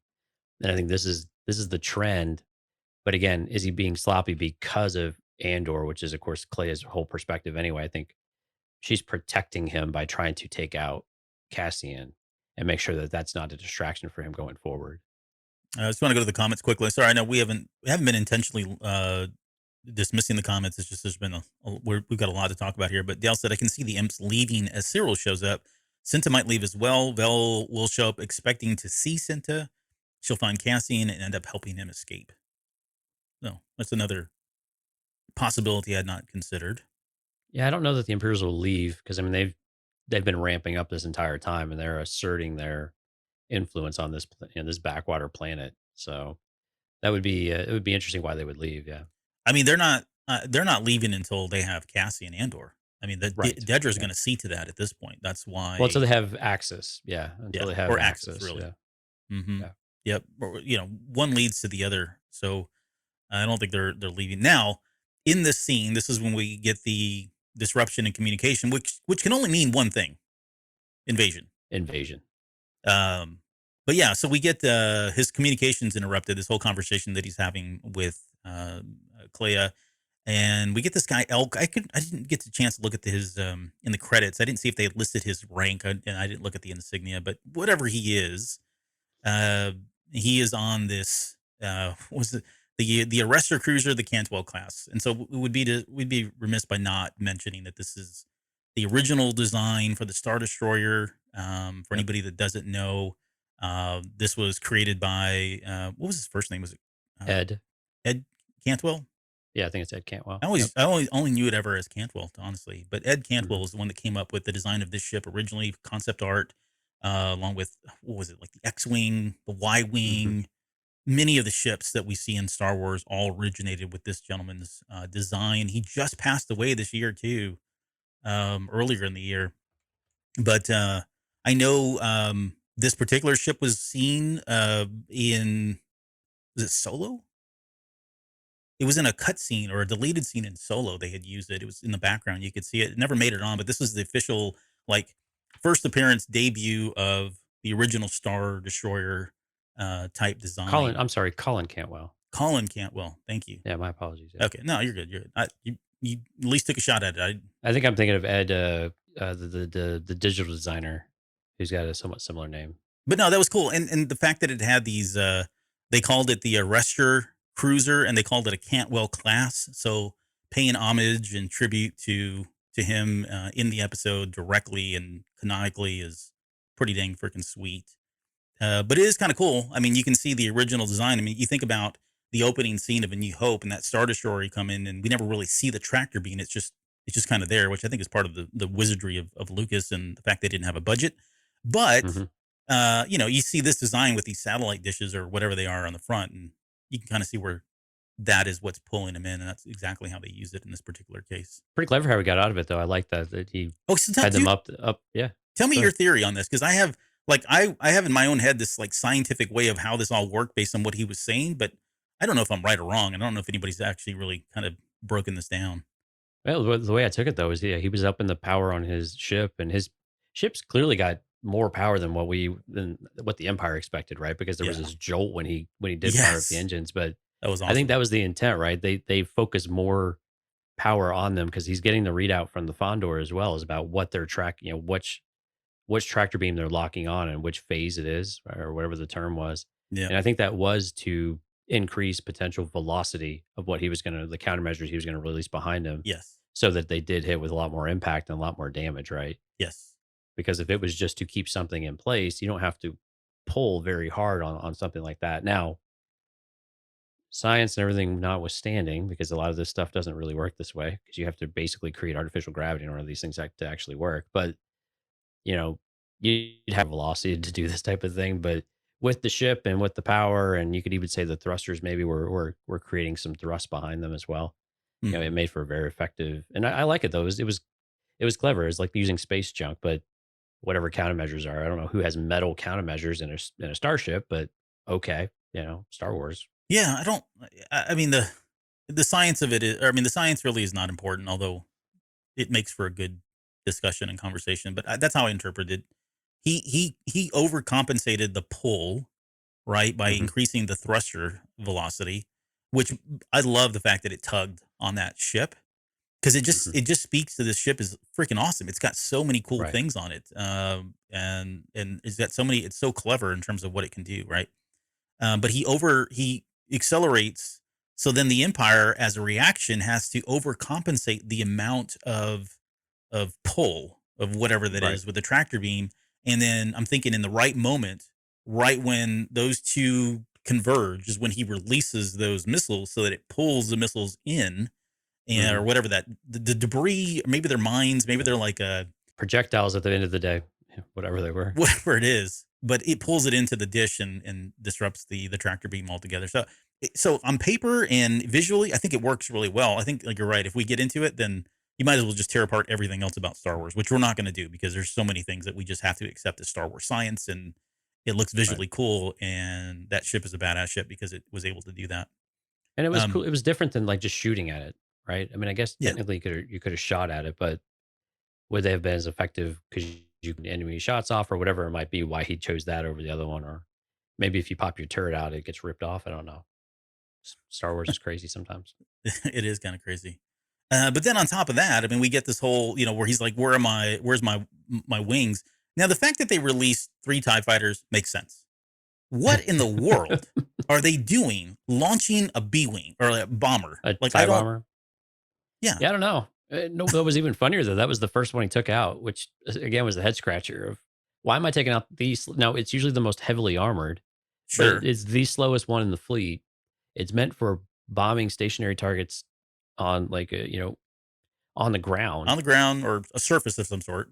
I don't know. Didn't they do this in Solo too? Didn't they have they had TIE fighters and TIE bombers chasing the Falcon and Yeah, whatnot? yeah, I think so. I don't maybe the It's Empire's just just, really proud of this design. They're like, you know what, we've got this cool thing. There's two ports on this thing. It's a beast. I mean, It's a tank. Well, you gotta have a tank. You gotta have a tank and you got your DPS. right? You have to deep. They forgot the healer. Yeah, that's exactly what it was. As I mean, usual, the healer went AFK. visually, it was cool. Don't get me wrong. I love seeing it. There's stuff right now chiming in because it looked cool, and that's exactly what it. It looked cool seeing three Tie Fighters and a Tie Bomber all dispersed at the same time. Don't get me wrong. I totally get that, but pragmatically, I don't Yeah. understand why you released the Tie Bomber unless it was just kind of a a contingency of sorts. If he headed down to the surface and parked it, I don't know. I don't know what was going on, but either way, I mean that was the first one to go.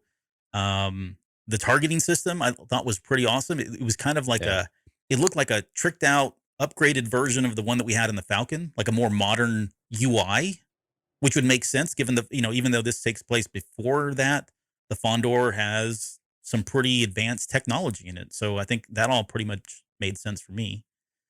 Um, and then of course the okay, so we talked about this on the what episode was it we were talking about these particular lightsaber blades that come out, and are they lightsaber blades? I don't know what else to call them, but I mean, it's so like I don't know what else you would call it in Star Wars. Like when you see something like that and the way it extends and it is finite in terms of its length, you would have to think it's powered by Kyber in some way. Which who the hell has this tech outside of somebody who's again somebody who goes out and has all these ancient artifacts? Because this is crap that I would expect to see during the High Republic era or even prior to, not during the era of the prequels. Right. Yeah, I mean, exactly. Every time we've seen a steady beam that wasn't just laser fire, it has. I think it's been Kyber based. The Death Star, what we saw in Rise of Skywalker, what we've seen, of course, lightsabers in general, what we've read on the page for High Republic. I mean, these things seem like that's how you get that sustained energy. Otherwise, it's just a burst, right?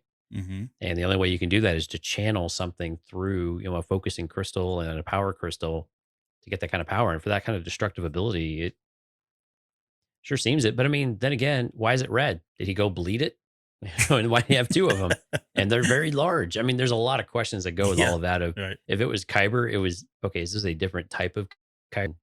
Like we have Sky Kyber right now, but Mm-hmm. is this something else? Because a red Kyber has meaning, and to have multiples of those, especially with that kind of power, is pretty considerable and pretty notable, and would probably catch the eyes of some fairly high ranking Imperial folks if you're catching my drift. Yeah. Well, and I mean, I don't have there's no doubt in my mind that Vader will not appear in this series. Okay. And I could be wrong, and hopefully maybe I am wrong, and that's fine. But I just don't see him appearing. But I do think when Elk, this gentleman, files his report, if he files the report, I think he's going. If that seems like you said, it's very notable that a ship like this even exists, because we just don't see this tech out there. And if Mhm. turns out to be Kyber, now also to keep in mind that Kyber has to be pretty thick. Like we don't, Oh, they the have to be scale huge. is Yeah. lost, right? Because it's a ship. But to be able to cut two TIE fighters the way, yeah, we're talking massive in terms of its Yeah. diameter. It's got to be at least the size of a dinner plate. I mean, right? Something like that. Exactly. And you know what? Maybe this is the crossover that everybody's always wanted, where Star Wars has adopted Star Trek phaser technology. That's exactly what it is. It's phaser tech in some way. Dilithium crystals. They're introducing dilithium crystals into Star Wars. Right? It's not lasers, not sabers, it's phasers. So Maybe. I don't know.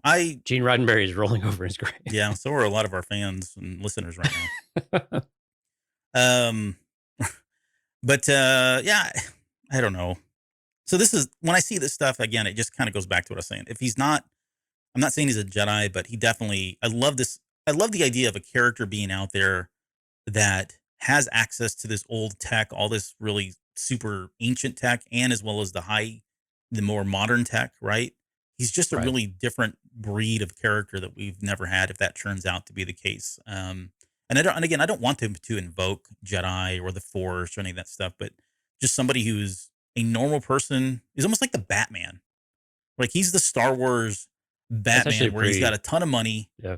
He's got access to all the latest toys and tools, but then he does his research and he's grounded in history and he's using that as well at his disposal. Just a really awesome character if that actually turns out to be the case. That's actually a really good comparison. I like that. Well done, sir. It just came to me right now. Okay, so I think the last part I want to say on this was just that shot. I want to get a screenshot of like that reflection of elk and like you can see the two explosions right there, and like there's the other one off on the left hand side, and you can just see his face, and it was perfect to see elk just shake his head like son of a gun, like Oh no, it's Stephanie. I watched it, and we were. I told her, I was like, "Yeah, he's definitely got that. What WTF just happened in this moment? Look, yep, like of just disbelief, because you can even see him. I think he shakes his head, like, yeah, yeah, what was that? I've right. never seen anything like that in my whole 4 years of service in the Empire. Because this guy looks like he's about 12, but maybe not 12. But Oh, so hey, look at here's. I wanted to say this too. I forgot that Gary just brought something. He said that ship could be an artifact like the wares in the shop, wares in a shop. So I kind of went down this path originally, or as well when I saw this. What I saw, or when I see this ship, not to evoke the Old Republic, but in SWTOR, the one of the ships, and it's one of the, I think it's the Sith Inquisitor ship or the Sith Assassin ship. I forget now. One of them looks very similar in design. I wanted to bring an image up. If you put them side by side, they look very similar. They're not identical in any ways. But I started thinking, well, maybe he's got like he's, taken an old Sith kind of ship like that and he's modernized it and, did all that stuff to it. But then the only thing that, to poke holes in that theory for myself, they all seem to, they keep calling this, what was that, a Hall class or what was it? Yeah, Hauler. What was the name? I wrote it down in here somewhere, but yeah, because he even calls them out. Like Elk calls them out by it. He says he calls them a hall class or all right, whatever it is. You've got it. Go ahead and throw it up there if you don't mind. So yeah, there you go. No, not identical. No, not identical, but definitely in the style, you could definitely where they got some inspiration from at the very least. But Yep. it's similar though. What was it? Is it a Sith? Which class does it say on there? Wherever you pulled that up. Fury. They call it a Fury class, Yes. Imperial Interceptor. So they don't Okay. really. You keep talking, I'll figure it out. Well, Steph just said not to bring up SWTOR because I think that happens every episode. Yeah. So utilized prominent by Sith warriors and Sith Inquisitors. So There you go. Okay. So I was half right. I knew it was one of them, but the point is, I kind of went down that path. But it does seem like they look at this ship, everybody, including the Imperials, look at this and go, "Oh, that's just a normal Hall class." Like, Andor says it himself, I think, or someone says it. Like, I've never seen this kind of a. I mean, paraphrasing here, but somebody mentions they've never seen that kind of a tech in this ship, Right. like in that first episode or second episode. So, probably not the case. Yep. All right. That's a dead horse. Let's move on to the next dead horse or living horse that we will put down here in just a second. Let's talk about the final piece, which is Andor, and this one's pretty quick because it does rip through a few scenes very quickly. It actually opens with them on just hanging around. No pun intended. On the rock ledges there. We switch over to Marva's home, and this is where this one really punched me in the heart, in the nuts. Just, I mean, I don't think those B2 are in the same place. and it's a big punch. But B2, like, I love the fact that Star Wars continues to do an amazing job of humanizing droids and making us, empathize and sympathize with characters that, technically don't have any life in them. And Yeah, he's experienced significant grief. Yeah. he was going through it. Like, you could see it. And kudos to the actor because, I mean, up until now, he's just been kind of like this Eeyore character. I mean, he's even called B2 emo, right? So, but this one, you kind of felt the voice acting in this, and a lot of it was the writing too. I don't want to be alone. When he's stuttering that, I'm like, dude, bro, same. I don't want to be alone. And then later on, he's like, can't you just stay with me for the night when he's reaching out to Brasso? But you can feel like this guy, he's like we talked about it, he's kind of like the family dog and, mom's passed away and he's going through these stages of grief and just wants to be with somebody. But I mean, the droid steals the show. And I know, and I'll let you speak here, but prior to this series coming out, they were talking so much about this droid and B2 and how incredible he was and that sort of thing. And I just hadn't really seen it. I mean, he's been a cool droid, but I hadn't seen it. But for me, this particular scene, was like, okay, I get it. That's why everybody was really talking about and touting, B2 prior to the show starting. Well, I think at least as a character, maybe of sorts, I'd be curious to see if he gets involved in some other meaningful way this next episode. Because you're right, he's been very much on the side, and that makes sense. But you're right, Dave Chapman's performance for B2 and the stutter just adds a little something to it as well, right? Especially when Hmm. excuse me, when you hear the sadness in the voice come across as to he doesn't want to go. He doesn't want Brasso to leave. He feels like it's one of those things of like when you go through this grief, you just feel like you're waiting to hear their voice again. You're waiting for them to step through the door, especially if it's sudden and it's tragic, right? It just that disbelief, until you're able to finally accept that they're gone. But it's heartbreaking. It really is heartbreaking. But Uh, it's how we would react in the same situation, right? yeah. Well, I'm just going to stay here and watch it. Well, you've been sitting there all day, type of thing. It was just a very different conversation, but the droid was charging. So it was just, Well, and he said he's been again, charging good. all day. He wasn't charging. He was Oh, sulking. Like no, he's exactly. depressed. Yeah.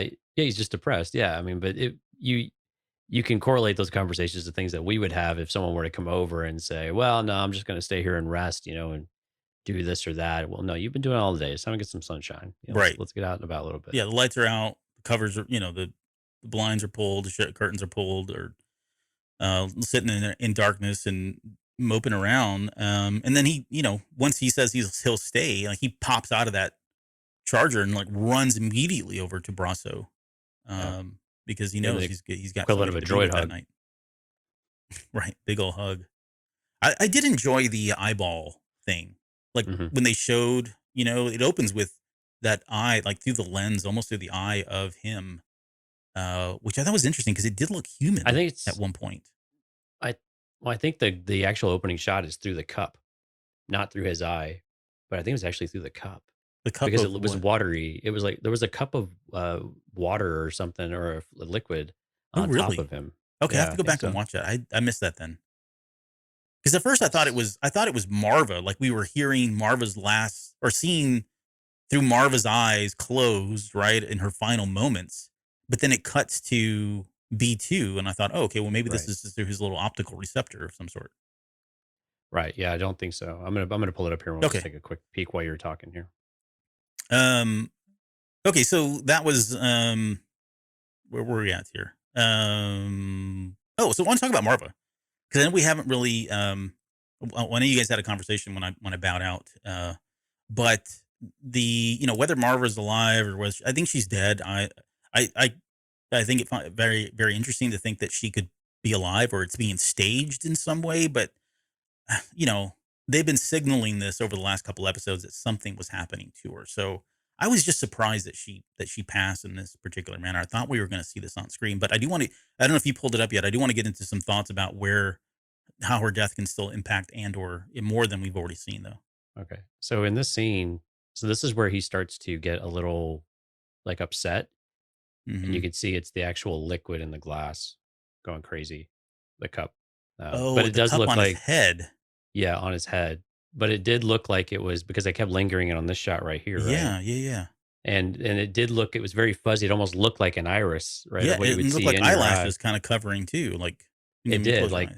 like your eyes were watering, like 'cause you were gonna cry. So it was very, I mean, it was very interesting scene, like the way it was shot, but it was actually through the cup because when he starts getting excitable, you see the water splashing around and stuff on Hmm. the top or whatever the Gotcha. liquid Okay. was. But yeah, anyway. All right. Well, we got to the bottom of that. Thank you for doing that. Okay. So let's talk about Marva's death because she does get I would say a mini procession. I was getting shades of like Padme. And prior to them, like when I was watching the Well, episode, like this isn't the Padme's death. funeral though. Yeah, and this isn't the funeral or anything like that. Well, no, and it's It's not. They're just kind of they're parading her through the city, right? I mean, they put her on that bed and they've got the they're just moving the body. ceremonial stuff on her. I'm assuming this is the daughters of Ferrix have some kind of a ritual or ceremony that they go through. Right. I mean, they didn't just throw her in a body bag, zip it up into a black bag, and they rolled her out. I mean, she had flowers on there and some other stuff, you know. They threw a branch on her instead. Yeah, right. They burned her on a pyre like Luke did with his dad so lovingly. Um, I never really understood that. Okay. But so they're walking her they kind of parade her out and people do gather, right? And there's kind of some reverence that's going on because of, it's her and she's passed. But then they cut to what are you pulling up here? It's just her in the gurney. Oh yeah, and So yeah, the people could gurney. see, yeah. Oh, you can't see my mouse on the screen, but you can see where they've laid twigs and stuff on her, the Yep. branches. Yeah. It was a life day blanket.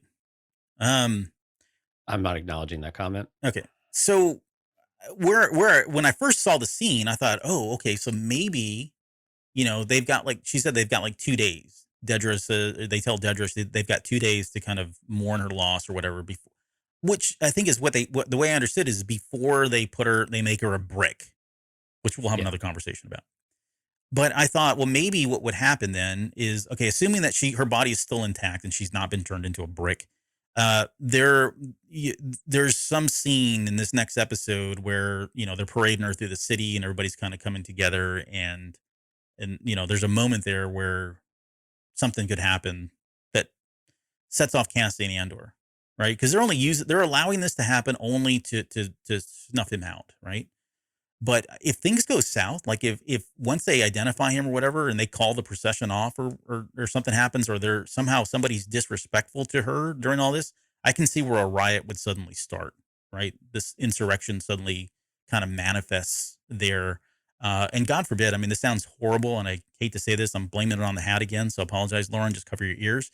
But I wonder if like how horrible and how like I don't know, awful there's a word I'm looking for, but would it be to see like her body like fall off and it's you know what I'm saying, like something really bad happens to her body, because if Cassian saw it was witness to that, where things started happening, everybody's running, the body falls off, or there's an explosion, or they whatever it is. I mean, that's, I don't want to say desecration, but that would be pretty impactful to see your mom just being used. They're using your mother's dead body as a way to get you out. How they play that out, I don't know, but Yeah, I'm going to put your mind at ease. So, what they explained to us is that the 2 day process is a period of mourning for someone of her stature in the community, but also they are going through the cremation process. So they cremate her, and then they put her into this mixture that then goes into the brick, and then the brick is another brick in the wall. Did I really just hey, go Pink there? Floyd, Yeah, maybe that's what I should have done. Another brick in the wall is another a brick in quote. the wall. Oh, by the way, But I I want mean, to shout out to, wait, yeah. I got to shout out to, what was the guy on Twitter? Was it Greg? I have to pull it up on our the Cantina Cast Twitter account. He said, he quoted Starships. We built this city on Andor's mom, and I was singing that like, we built this city on Andor's mom. But I apologize for that, but I thought it was hilarious. I feel like I'm back in Billy Madison now, where like I think we are all dumber for having heard. But no, but we appreciate the Twitter website. I'm gonna pull it up. Hold on, go on, keep going though. But I think, yeah. So the process though is that she's interred, of course, through this process, which is kind of a preliminary. You know, I don't know if it's like a viewing almost of or whatever this process is. But then she's cremated, and then she's put into a mixture that goes into the brick, which then goes into the wall. Right now, what I think the part that's setting it off, and I understand where you're going, that would be pretty messed up, like to desecrate the body before some of those things happen. But I think it's still a hotbed of activity and something that could really happen if something happens to that brick. Or again, Yes. they're going to close Rick's Road, right? And this is where Clem was killed and where he was Hmm. hung and where she avoided Rick's Road for so long. So there's a lot of history just within this one road, and for them to call out Rick's Road specifically, which seems like Main Street for them, I think is really kind of what it is how I'm gathering it. So there's a lot of history there for Marva's character anyway, and with Andor. And for someone to maybe have a speech and bring Clem up, and you can see where that would escalate really potentially very quickly, right? Yeah, and the other theory was I had is, if at some point they don't, if they just cut, if that never happens, that's fine, right? And we get to the point where she's now a brick. The fact that, like, I'm looking around now at this, like there's something creepy about it in my opinion, and that's just me personally. Like the idea, I mean, I think it's a fascinating in terms of what they do as a culture, right? Hmm. As a people, but Well, there's just something really weird. that it's your ashes and not just a remembrance brick, right? There's something, but it's like Kiss in the comic book. They put their blood in the ink for In the the ink. comic book, so they could be a part of it, right? There's a certain coolness to it, but you're right. There's a certain creepy factor to it as Yeah, well like that you necromantic are in some way. a little bit, but it's also very reverent, right? And I mean, and when you're cremated, I mean, you're a pretty fine material. You're just a little bag. For those that don't know, when you're cremated, you really come like a bag like this size. Hmm. That's all you amount to when you're cremated, is basically a quart size bag of gray stuff. Yeah, Try the gray stuff. it's delicious. Don't believe me? Ask the dishes. No, sorry, that was Beauty and the Beast. Yeah, we're doing some weird stuff tonight. Sorry about that. Derek Brown is the one who said, "We built this city. We built this city on Andor's mom." So thanks, Derek. I did find that one hilarious. That's a brand new type of mom joke. I got to be honest with you. Did not see that one coming. I know. I like it. There's this is somebody already photoshopped the Marva Black Series figure, and it's literally a brick within the same packaging of the Black Series. Have you seen that? I mean, it didn't take them long to do this stuff. So I know we're joking about someone's death, but she's fictional, so get over it.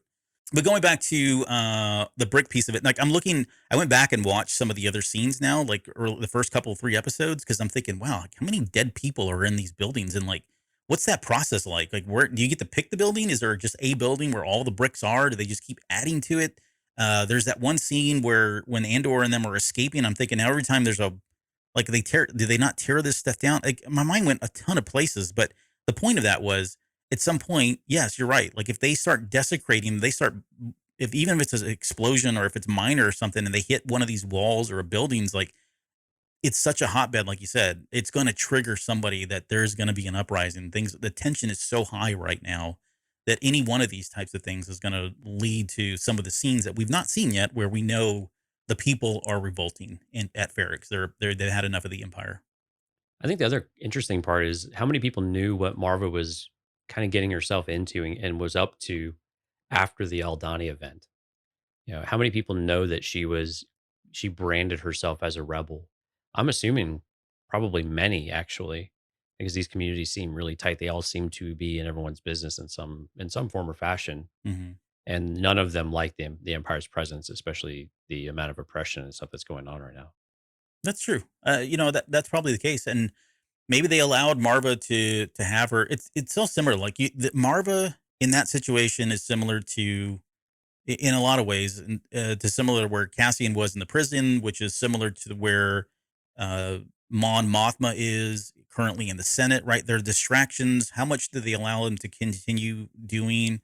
I think it's the same situation as the prison though, where they can't really do a whole lot. I mean, she's old, she's frail, she's a very prominent person in the community, and they know if they don't treat this the right way, they're outnumbered. Right? That's the reality of it. And unless more forces show up, they're going to be outnumbered, and these people of Ferrix can take down the Empire. So they got to kind of play it safe in that regard with what they do and how they react. That's a good. It's a good point. We don't really know what the force looks like there for the empire. We know they built it up quite a bit, but we don't know what that actually looks like. Yeah. From some of the scenes that we've seen in the trailers, it seems like that there's still. You're right. It seems like it's not enough. But then again, they're pretty well trained, and enough of them will wipe out with blasters and everything pretty quickly. But Yep. yeah, Yep. we'll have to see where this goes. Yeah, but I'm really curious what wall is this wall? Have we seen it anywhere, or is this going to be something new that we see, or did we get to see it at all? I guess, but I imagine we will see it. There's got to be some reason for all of this. I like Dell's theories. It's the tower with the Beskar anvil. That'd be interesting. Yeah, That seems. I mean, there seems to be something about that tower. I mean, that dude. We finally got to see the the time bell tower grappler. under. Yep. So there's something about the tower. So there's some significance of it. So maybe. All right. So going on with the Andor scenes, we get that scene quickly of the quad jumper, which of course is a reference to the Force Awakens. We all saw that come in, and but it was interesting that well was excuse me, I was trying to come right up. Melchi was wanting to kind of get out of there, and that kind of led to them not really thinking through the plan. I think Andor wanted some more time. They get caught in the net. I thought immediately, are you a fish or are you a thief, Andor? That kind of Right. that scene again with Deidre That earlier was kind of a on. cool net, though. It was very spiderwebby and sticky and gooey, and Yeah, I like the two Narkesians though, I did or too. Narkinians, whatever they were. Yeah, Yeah, I I like the way thought they they were. talk. I like their look. The one with the Yeah, knife hand was a little weird. Like it didn't look as lifelike. It looked like somebody in a costume. But I mean, I'm not. So did half the other characters in Star Wars, to be honest. yeah. Honestly. Okay, let's. We've already talked a little bit about this, but we do get that scene with Deidre. Tigo reports that Marv has passed, and he's like, We're not going to let them have that funeral procession or whatever, pay their respects." And she's like, "No, let them do this. Let them feel like they're in control. Give them what they want." And she's doing all this, of course, because she knows Andor's going to be. But keep it small, right? So she wants to keep it under control, so it's still manageable. Because again, it goes back to also keeping up that look that you aren't acting differently, even though you give them a little bit of leeway because she was such a prominent figure in the community. You still tamp that way down so Mhm. that you can keep eyes on everything and you can't get lost in the crowd. Yeah, yeah. She says, "Keep it small, limit the time, limit the numbers." Right. So make them feel like they're getting what they want, even though we still are, in control It's here. to their ends, right? Yeah, not the communities, right? Mhm. Yeah, they become a block of Ferrix brick. Okay, we already talked about that. And yeah, I don't know what that's weird. Okay. Back to the lake scene. You know, we learned there's $1,000 bounty out for the prisoners there on Arkina 5, but it is kind of cool that these guys are, alive or dead. yeah, alive or dead, right? It's either or. Probably preferably dead, since there's, again, because they're probably going to die anyway, since they already, Yeah, zapped the other people do the that were. job for them. Yep. And in the end, these guys they side with Andor and them, because I guess he does enough to convince them that, look, we're not the Empire, we were the prisoners. And for them, it's like, you know what, screw you, f the Empire. They took away our fishing business, and I'm not gonna. They're basically giving them the finger and let them leave. Not only let them leave, they empower them by taking them to, Yeah, Niamos. yeah, Niamos. Seemed convenient, seemed quick, but it's fine, it works. We go back to Marva's home. This is where we see Corv and the timekeeper. We get that whole Blasso conversation, saying that, she's in the stone now, is what he says. And then that's when he says, you could stay. And that was a line that threw me off. Like, he's telling B2 that she's in the stone now. And I get, maybe he was speaking that she's going through the process and not literally the stone, Yeah, because that would have been really yeah, fast, or either that, or we had time that jumped in where they weren't very yeah. explicit about it. I interpret it as that she's on her way.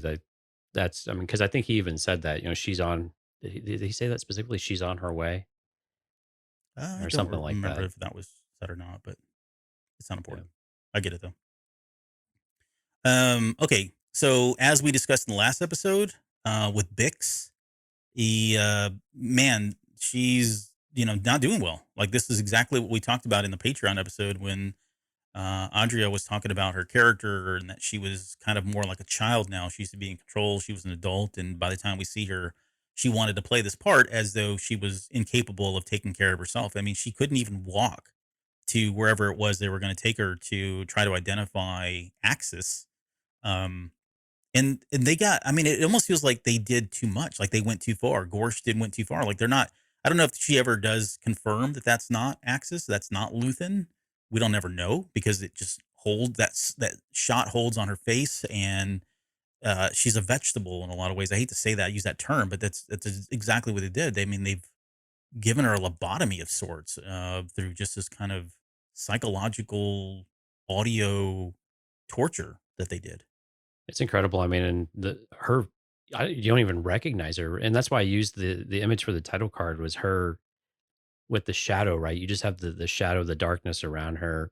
It's still like her profile is still very much there, but Hmm. when you see her sit down in the light, you're like, oh my gosh. She looks dead, like Yeah, dying, I mean, like physically yeah, I dying. mean, yeah, I mean, she's starting to show like signs of them in some way. She's very pasty. Her skin's very dry. You could tell that she's malnourished. I mean, and just Hmm. completely. We can't tell. And what was really interesting though was when they show her Krieger's image, you start and they're like, "Is this Is this the man? Is this your buyer?" And you're going through. You can just see what's going through her mind. She knows the answer is no, but she's so terrified of going through more of it. Or I guess another way of it is that is she even able to formulate enough of a response to get it out, or is she really just because he's like, yeah, I know you're going to lie to me. If you lie to me, I'm going to call our old buddy Dr. Gorst here, and we'll bring him in and see if we can get this sorted. So is it that she's just torn between answering the right way that he would know that she was lying, or does she know that it doesn't matter if she's lying or not? They're going to kind of torture her anyway. Mm. That's another, I guess, another Yeah, it's perspective another on way. it. Yeah, I hadn't thought about that. I kind of went with the first one, the more basic, in your face of, she's just so fried that she can't even process a thought, much less, put a sentence together or put a few words together. She's just, they gave her too much juice. Yeah, and I think I'm leaning more towards that she wants to lie, but she is so terrified of lying at this point, Yeah. and she knows it's not him. But she's also in her head like, well, how would they know the difference? They wouldn't know the difference. They have someone, and they apparently think it's him. So if I say yes, Hmm. but again, all of these thoughts are jumbled in her head at the same time, and she's so conflicted about what is she even maybe capable of doing. And like you said, she's so fried that formulating all of these in anything kind of coherent is probably at best exceptionally difficult, if impossible at this point. But she still has that just reaction, that internal reaction, that fight or flight type of response to your body of when you're presented with something and you know you want to say something not truthful, but you are so terrified of consequences that you don't know if you can, and then you're just doing it to yourself at that point. Yeah, and And we'll get into that on they've clearly got their way. Yeah, they clearly got their way so far with her. Yeah. yeah. And on the Patreon episode, we'll explore this a little bit further about whether or not she tells him the truth, or can she first? But if she does she lie, or does she tell the truth? Um, yeah, she looked really awful. Like she looked like she had scurvy, like she needed vitamin C or something as well. Okay. We get back to Niamos, and this is where Andor goes back to that locker box or whatever it was, that locker that he stored up on the Hmm. top there. There's Blaster, his credits, and then we got. I didn't get. I took a screenshot. I never had time to go back and try to translate it. But you hear Nimic's voice when he opens that little data pad or whatever it is, and it's him, reciting some lines from the manifesto. But there's a printout, or there's a whatever that is, and I'm sure there's more to it, which is probably nothing. But it's always fun to translate that. I'm sure somebody will translate it at some point if they've not done so already. But it's cool that Andor has it, and it meant enough to him to where he kept it. And I think, again, this goes to your point of he has it now, and maybe it wasn't while he was in prison, but now he's experiencing all of these things. And when he goes back and revisits some of what Nemec was saying, it just galvanizes him even further It's gonna because hit of it. harder, yeah, for sure, Oh, absolutely, if yeah, it didn't yeah, already. exactly, yeah. I mean, yeah, he's probably been thinking about this, and we'll talk more about it on Sunday. But Yeah. yeah, I was that was kind of cool. That was unexpected. And then the last scene, of course, is we get to Ferrix in the Amos, where Andor reaches out to Zan, tells him he's trying to tell him, "Hey, pass on, tell Marva I'm okay, tell her I'm thinking about her. She'd be proud of me," which was devastating to hear because we all know that Marva's now passed. And he finally tells him that his mom's dead. Asks him if everything's okay, and he does a pretty good job of being stoic. I think he's in shock more than anything, though. Really, Sure. I think all this is going to set in and kind of fuel him in a lot of different ways here. But poor Melshi, he's like, "Oh man, all this space, fresh air, it's like a dream, right?" And Cassian's just been delivered the worst news possible.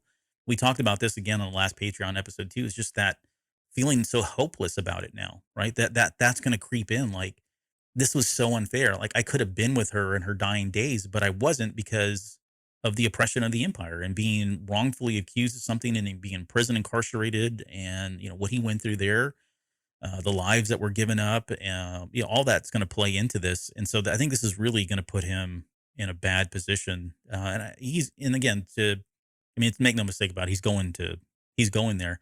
And I want to ask you this too, because there was a moment I saw. Well, I haven't really had a chance to look at some of the discourse about this scene, but I did see one particular comment that said, "Why would Andor allow him to just leave?" Like Melshi's like, I mean, he said it because, oh, we need to get the story out. And while I agree, yes, they need to somehow communicate this out and make the Empire, or make everybody aware that the Empire is who they are. In the grand scheme of things, I don't know that it really matters that much. But the way I interpreted this particular scene was that Andor knew 100% he was going to have to go there to Ferrix, and the risk that's involved in returning back to Ferrix now. I think that's all clear, but at I don't think he was going to push or fight Melshi to go with him. You know what I mean? Like, I think they were separating for very different reasons, and Mhm. I don't think Andor was really telling him why he was okay with him going. Like, sure, go out and spread the word, spread the gospel, tell everybody it's horrible, but I've got my own destiny right now, and I've got to get back to Ferrix. And so, if we meet up again, cool. If not, that's fine too. But I think it was for different reasons that he left. Exactly. And the other side of that was it's the ambiguity, the questioning as the audience of, does this set him back, and he being Andor, set him back in this journey of being such a prominent force in the rebellion, even if it's more on this maybe not extreme side, but the down and dirty lead side of things. So does it pull him back from wanting to be involved, or does it galvanize him and say, well, no, I'm tired, like we're gonna hear, it sounds like it's more the latter. I'm tired of losing. But for them to part ways, I mean, like you said, I think Andor's in shock. He's probably like, "Yeah, sure, bro, do whatever you want. Like, Right, right. I got stuff to take care of anyway. I got to figure out what I'm supposed to be doing and how I'm going to do this because, but I don't care." But again, why letting him leave? I don't understand why that would cause any kind of issues really. He doesn't necessarily owe anything to Melshi in any kind of way. They seem to get along really well, and clearly they'll come back together at some point. But I don't. I guess I don't understand what I haven't seen the discourse, so I'm not sure exactly what the angle is here of what would upset folks, or they just wanted them to stay together and start. This is how we start forming our team, and we kind Yeah, of I think. speculated a little bit about that before, right? Well, Hmm. oh, this is how they get together, and now they're a pair, but people drift and come back together in different ways. And this is Andor's show. He doesn't all of a sudden have a partner. If he were to all of a sudden have a partner, we would think it would be someone like Bix, right? Yeah, and that's exactly what I think it was the angle of, hey, they just came together. They are a team. They're stronger together than separate. Why does it make sense that he would let Melshi leave like that? It's just you know, uh, uh, more opportunity for him to get caught and killed. Where together they're stronger, kind of thing, and maybe Right. because of what they just went through together too, right? They saved each other. We don't know how long or what all transpired after the prison break until they found the quad jumper and the fisherman. So I think it's all part of that, but I think it makes sense in the context of what's really happening here. Exactly. Yeah. And I think with Andor as well, I mean, Melshi's kind of starting to crack a little bit sometimes, right? When they're on the cliff, I mean, he's losing faith, right? He's tired. He's Hmm. he's hurting. He He's wanted to let go, scared.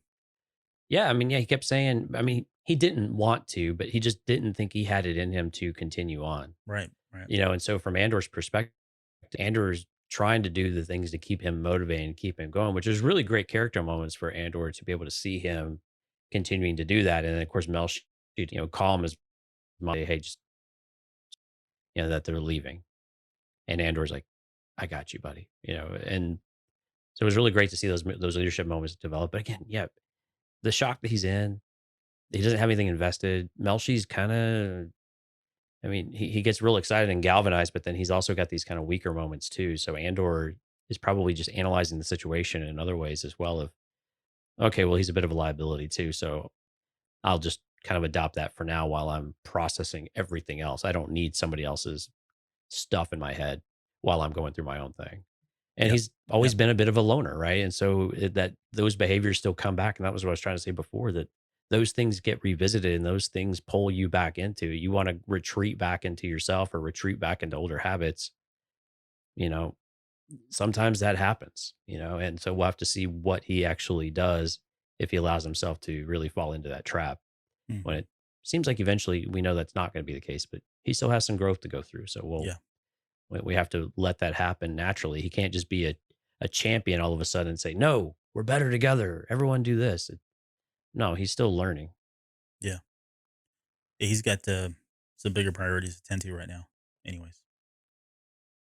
Okay. Well, and that's how it ends. I mean, we got the we. I mean, it ends unsettling, really, because we get the images of him on the beach, and you know that Right. whole.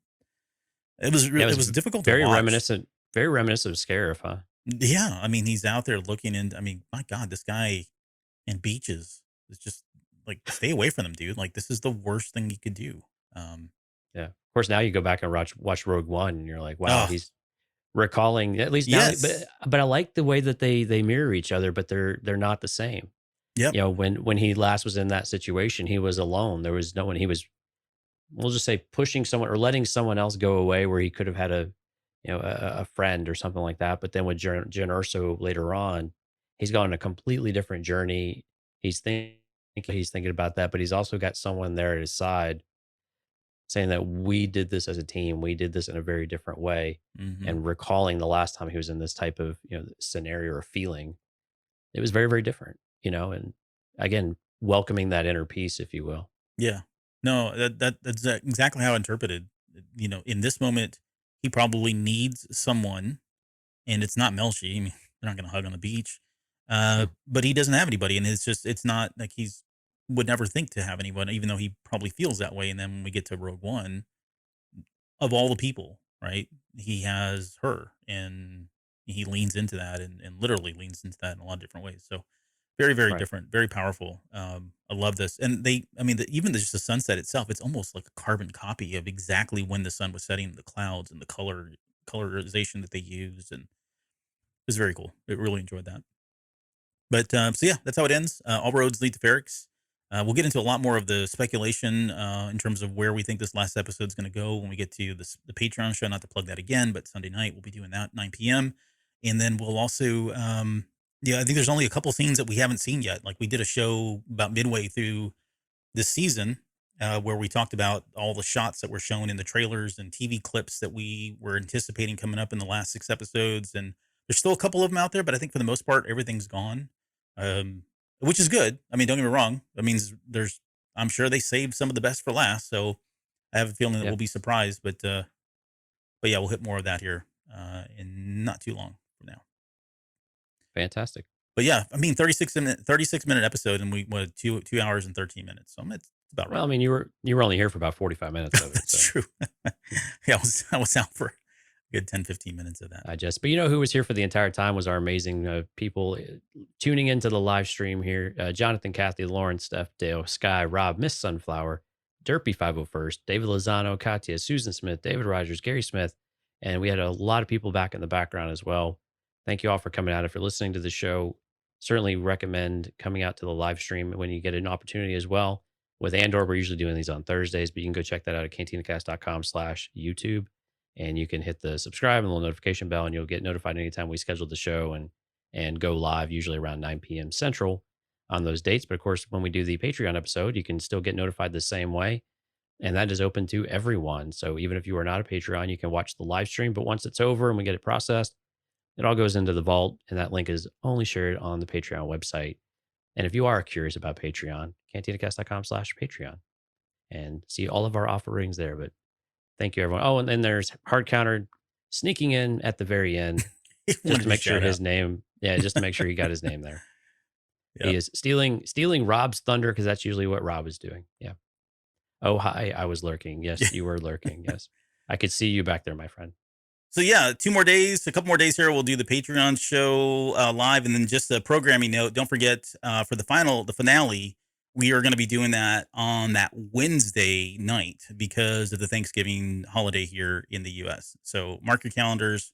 I'm sure that'll be a 4-hour show at least. So get a good night's rest, and we'll see you then for that. Any final words before we get out of here? Nope. Good night, everyone. Appreciate it. Okay. We'll see you guys in just a few more days.